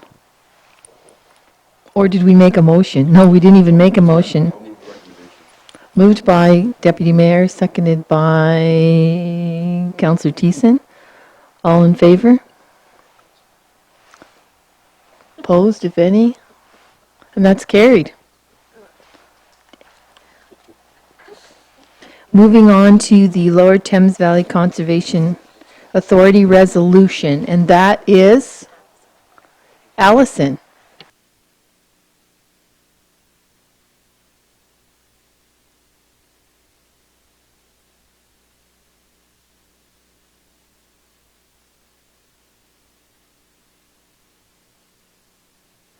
Thank you, Mayor McDonald. So, Council at its meeting held January 28th, 2020, deferred voting on passing the following resolution as concerns were risen that it could be considered as a proclamation according to policy M01, proclamations and support. The resolution follows, whereas conservation authorities have been protecting people and conserving and restoring watersheds with local communities for over 50 years, and whereas municipalities must work together to ensure resilient and healthy watersheds for residents, and whereas conservation authorities will be important partners in concrete and cost-effective initiatives to address the climate change, therefore be it resolved that the municipality of Leamington supports the important role conservation authorities provide to local communities in delivering watershed management programs. Council at its meeting held December 17th, 2018, appointed Councillor Thiessen to the Lower Thames Valley Conservation Authority. The municipality also provides $33,482 in funding to the Lower Thames Valley Conservation Authority as approved in the 2020 budget at a 2.5% increase over prior years. As defined in Policy M01, Proclamations and Support, support shall mean any proclamation, advertisement, or action, such as flying an organization's flag on the public flagpoles, that would give the public the perception that council supports the organization. Organization shall mean any individual, religious, non-profit groups, or any other body that has a specific interest. It is the opinion of administration that if council were to support this resolution, it would not be considered a proclamation under Policy M01, as council has appointed a representative and the municipality provides yearly funding. The provincial government is currently reviewing the role conservation authorities play in Ontario. Therefore, it is suggested that if council wishes to pass a resolution regarding conservation authorities, they do so after the proposed changes are published by the province of Ontario. As there are real and practical jurisdictional matters that need to be addressed provincially, such as the need for consistent application of watershed management programs across conservation authority boundaries in the province, and a clearer definition of the role conservation authorities are to play in the province, including identifying the limits of powers of conservation authority powers, blanket support is not recommended at this time. And there is no financial impact as a result of this report, so it is recommended that council receive the report regarding the Lower Thames Valley Conservation Authority resolution. Thank you, Allison. I like that report. Did we notice it was a 2.5% increase, which I find palatable? And did you notice the comment on consistency between the conservation authorities, which we do not have? You have sat on this for a term now. Councillor Thies and I sat on for 4 years as well, and there definitely has been a difference, and that was the reason for my strong words tonight. So are there any comments or questions regarding this recommendation to receive the report regarding the Lower Thames Valley Conservation Authority? I'll accept the move from Councillor Thiessen and seconded by Councillor Dunn. All in favor? Opposed? And that's carried.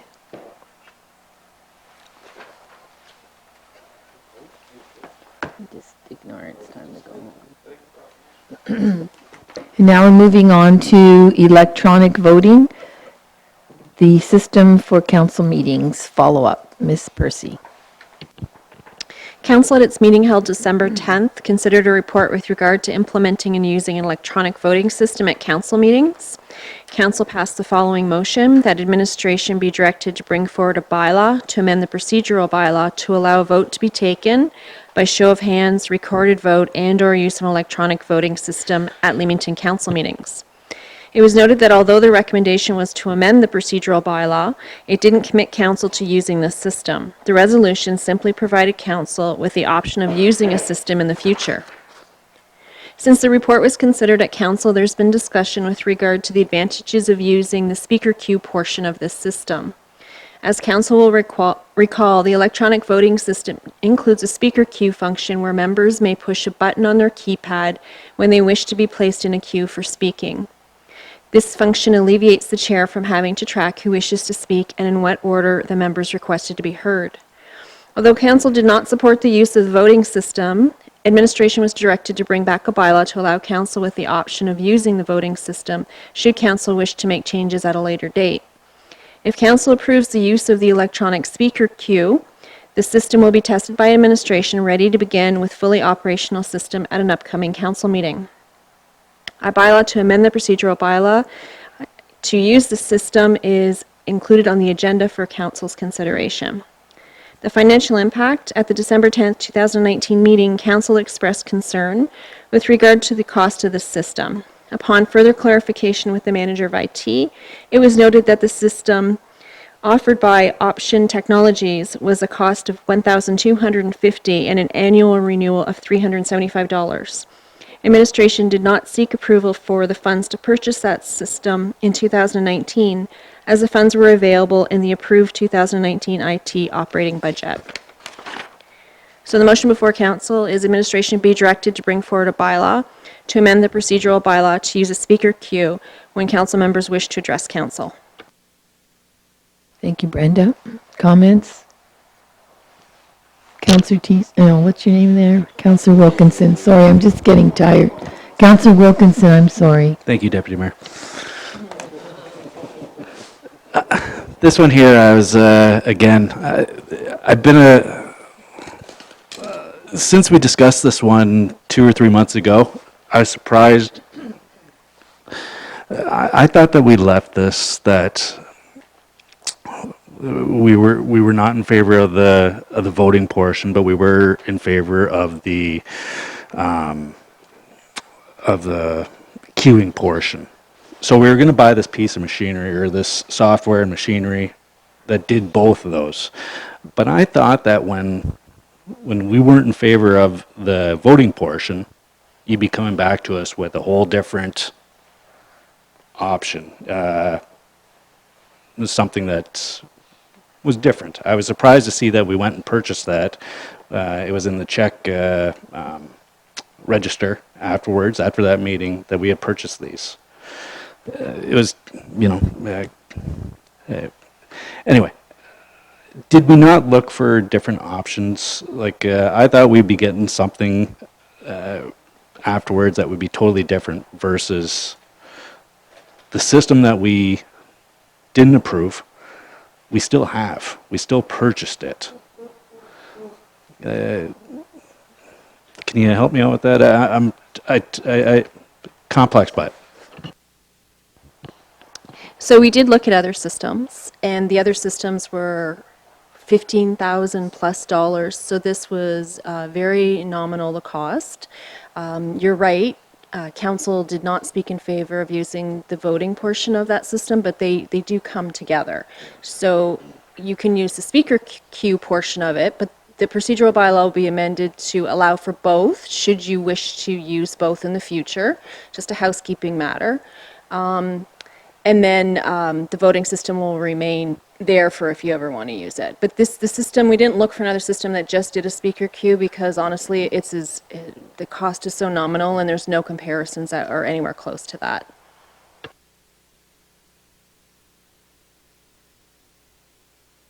Well, and as you said in the report, that was already approved in the IT budget for last year. So it was already in the process of being purchased.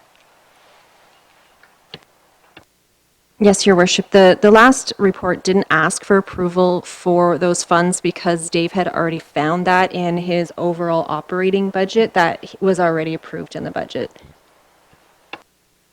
Anyone else? Councillor Hammond? Mayor, thank you.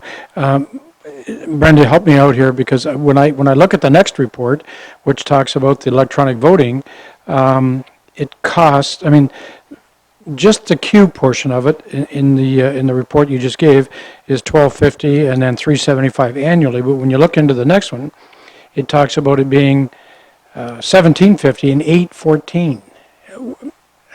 I'm not following the differences. So the second report you're looking at is simply the attachment. So it's showing you the first report that went to council. So it's the copy. And there was a miscommunication between myself and the IT manager about the cost for the system. So this report is the most up-to-date clarified amount. Deputy Mayor. Thank you, Worthy Mayor. So at least we're going to have the queuing portion. And probably, I'm going to say within 6 months, we'll probably go to the voting, so everybody knows how we voted with, so I can support this. We'll only go to the voting if council agrees to it. It isn't just going to be an automatic. We'll have it, that's correct. Yes, that's correct. The system has both. The bylaw will be amended to allow voting by show of hands, recorded vote, or a system. So it's essentially including all of those options. But we would not implement something like that without coming back to council. Okay, with that, there's a... Oh, sorry, Councillor Thiessen. The $375 annual subscription, what do you get for that? Are there upgrades to the software continually, or do we even need those upgrades continually if we're just using the voting queue? I'm not a software expert, but it is part of my understanding of buying software that you have an annual renewal. So it gives you the most updates and such.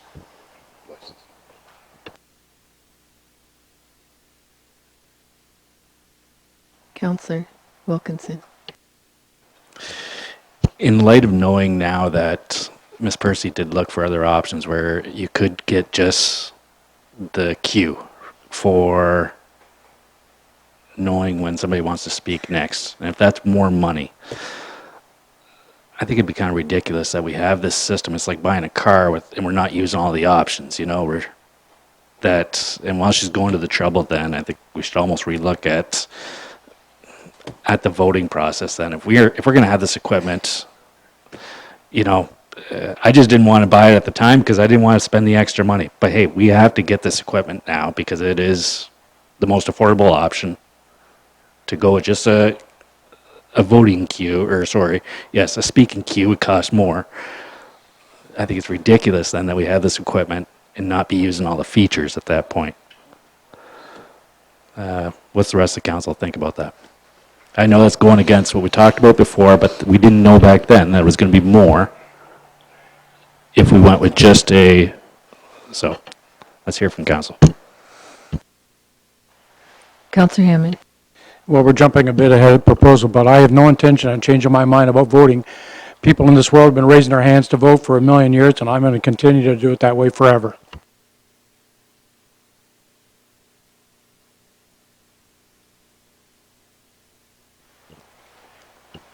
I wasn't here for the original vote. I was surprised, I guess, that council didn't want it. I didn't really see any harm in it. I had conversation with staff ahead of time. The queue is much easier for me than to keep track. To me, I'm always watching, and I know I have a tendency to look one way sooner than look the other. I find also then I'm constantly writing just to try and stay on top of it, and I don't know if I'm always fair, so that's why I wanted the queue. I certainly don't have any opposition to pressing the button to vote, but that isn't, again, like Rob said earlier, that, to me, that's not a hill to die on, but the speaker queue I'd really like to see. I just think it's efficient. So, Councillor Dunn, did you want to speak to this? Through you, Madam Mayor. I think we'd just vote for the queue. I agree with that. We do get caught up here. The voting, we'll have that option later on, but right now, let's just go with the way we originally voted on it. Let's just put it back into play and later time. I don't want to add extra time to our meetings. As you know, sometimes they get a little lengthy as it is. Thank you. Too late. Councillor Thiessen. Thank you. I'm in favor of the queue part of it, and we've already got the equipment. We may want to try. We may want to try the voting at some point. I'm not opposed to voting in favor of allowing the electronic voting system. We already have the equipment. Not opposed to allowing it. We just may decide not to use that part. But the queue part of it, I'm fine with. And that is the recommendation, to approve the queue part. Moved by Deputy Mayor, seconded by Councillor Wilkinson. All in favor? And that's carried. Thank you. Moving on to the report regarding the minimum service level of police services, and that's Mr. Neufeld. Yes, thank you, Madam Mayor. This report is a follow-up report to the one that was brought on February the 11th. Council will recall that Mike Mitchell came to provide the first report that he had been approved to bring to Council, evaluating the current level of policing being received by the municipality. I understand that there was some dissatisfaction with the amount of information that was in Mr. Mitchell's report. But from what I noted, that he did the work, he did the research, he asked the questions, and I think the word that he used was insufficiently responded to. by the OPP. And so I know that council was frustrated that evening with the limited amount of information that we had received from Mr. Mitchell's report. And so on that evening, there was a discussion about, well, how should we proceed at this point? And the discussion really was around asking administration to come back at a later date, which is what we're doing tonight. And in Ruth's absence, I'm bringing this report. Mr. Mitchell had set out that there were basically three options that the municipality could consider. The first one was to continue with the OPP contract, and council did approve the extension of a 3-year contract with the OPP commencing January 1st of 2020. But within that contract, there is the ability to get out of the contract upon giving notice, and 1 year later the contract would end. So that was basically the consideration at the time that council chose to at least enter into the contract and then continue down this path. The second option is to contract with a second police services from another municipality. Now, the first step in that process will be determine what are the minimum service levels that this municipality, minimum service levels and staffing levels that are acceptable and that this municipality would like to see. And then the third option is to reestablish a municipal police service. And that also would require determining what the service levels this municipality, that being council and the public and concerned citizens, would want to see. So the option 2 and 3 both require that we know what the minimum service levels are in order to prepare first the RFP if we're going to go towards an outside police service, or what we're going to, if we want to reestablish a municipal service, we will still need to know the service level so that we can add a costing to that.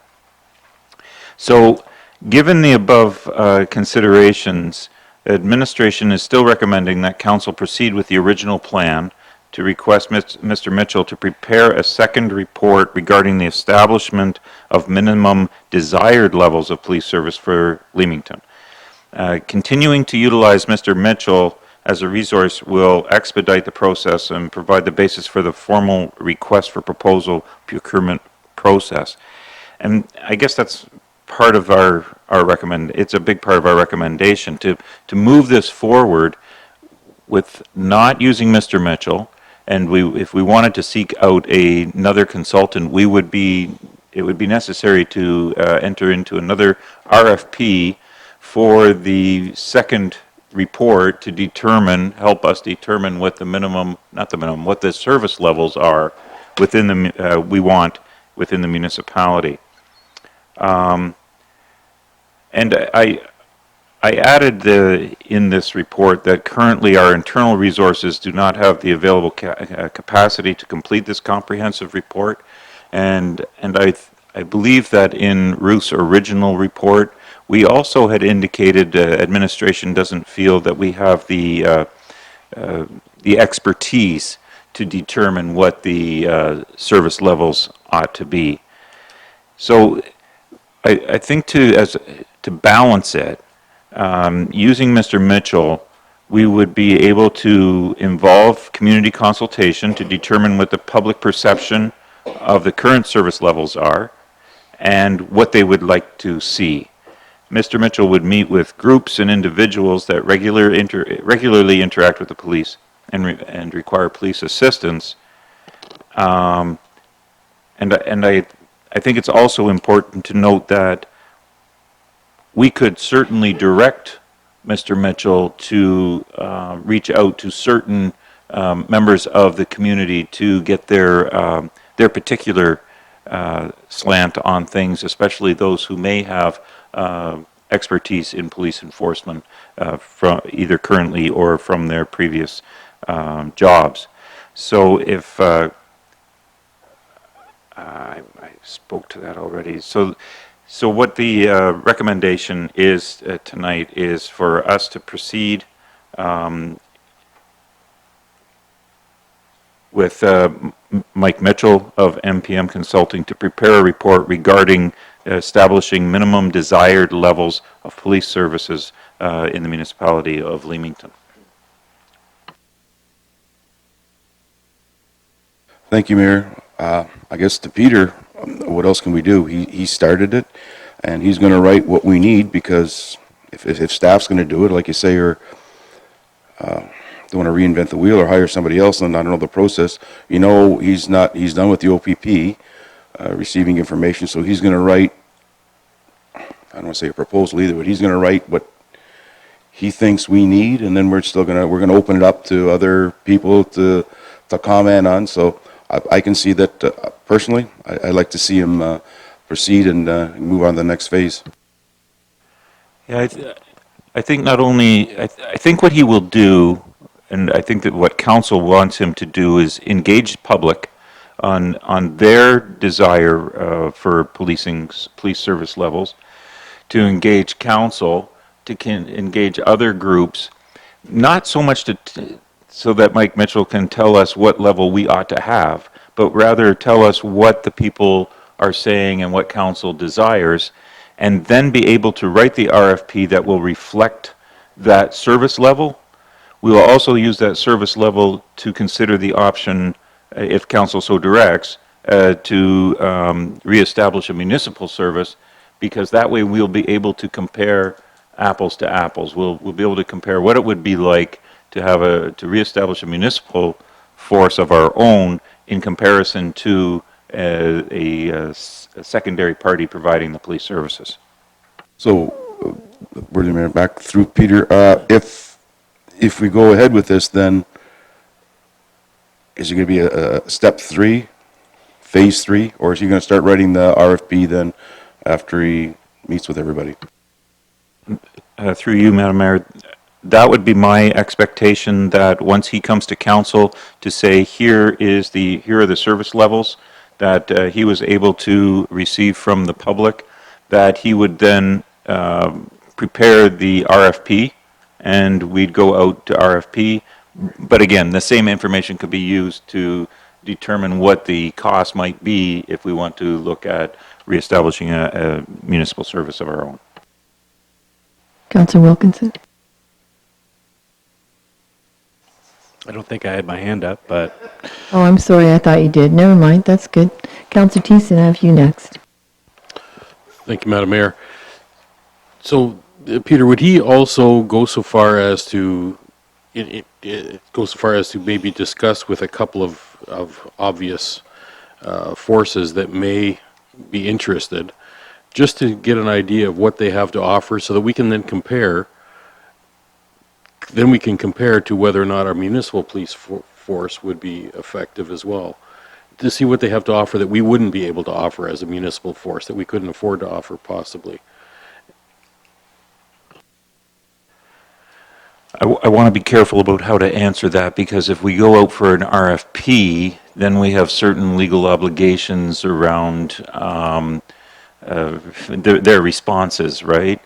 I think that, and we can pose this to Mr. Mitchell if council decides to go this direction, but we can pose to him what information he has as it relates to other local police services and what their services are to other municipalities.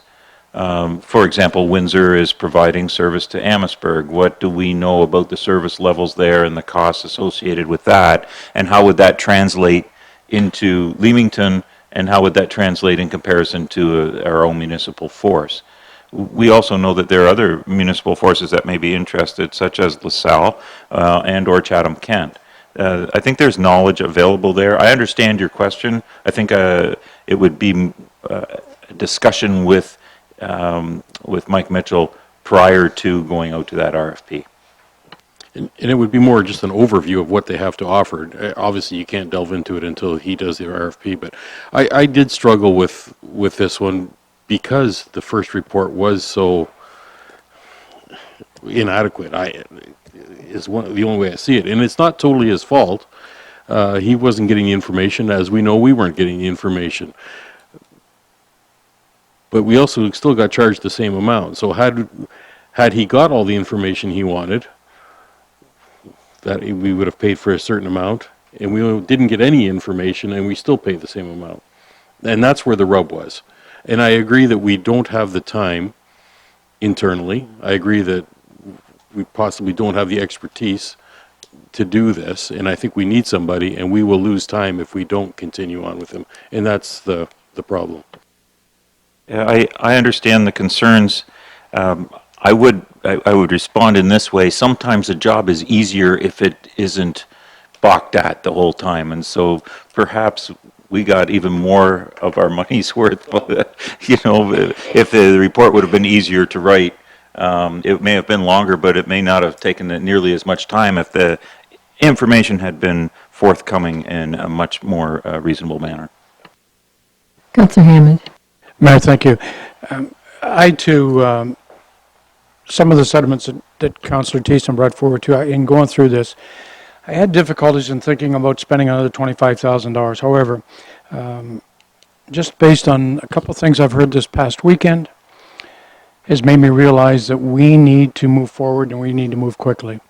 And to see if there are other options, and if not, maybe put some residents' mind to ease that we've done our due diligence here. But so I hope that Mr. Mitchell, and if you have any input into this, you can instruct him. As we're looking for some numbers, we want to know, what it's going to take to try to facilitate us moving forward. And I guess the sooner the better.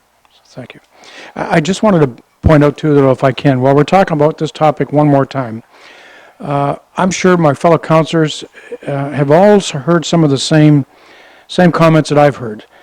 In the article that appeared in the last week's Sun, again, you had to read through to the last page to make everyone understand that we're not concerned here, and we're proud of the men and women that do the job here in Leamington. And it's the way that they're instructed to do their job, the way the OPP does and conducts their business, and they call it modeling. And I think that's important that, again, we get that out there and we emphasize we're proud of the men and women that we have here serving in Leamington.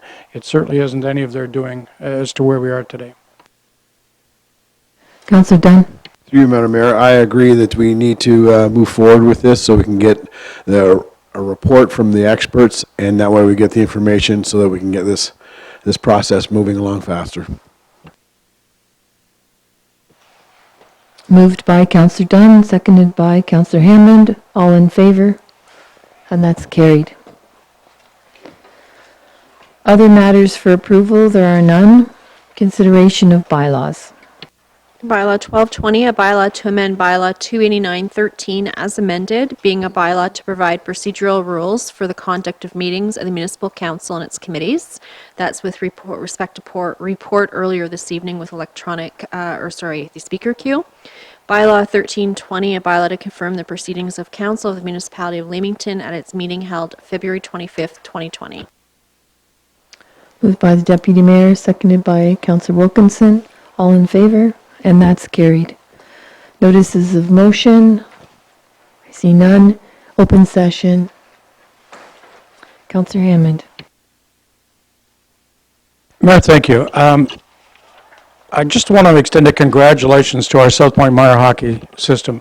They conducted a tournament over the February 14th through 16th with 20 volunteers. They brought 87 teams of young 8 and 9 and 10-year-old hockey players into Leamington. They ran it all 3 days. I spoke to the chairman of the committee, who at that point had been putting in about 16 or 17 hours a day. What an impact that has when we can bring in that many teams, and there were 60 of them from out of town. There wasn't a motel available.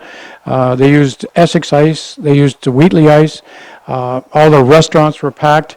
And it's tribute to them and the work that they go through in order to do this and give up their time. They have another tournament coming up, a ladies tournament again this weekend.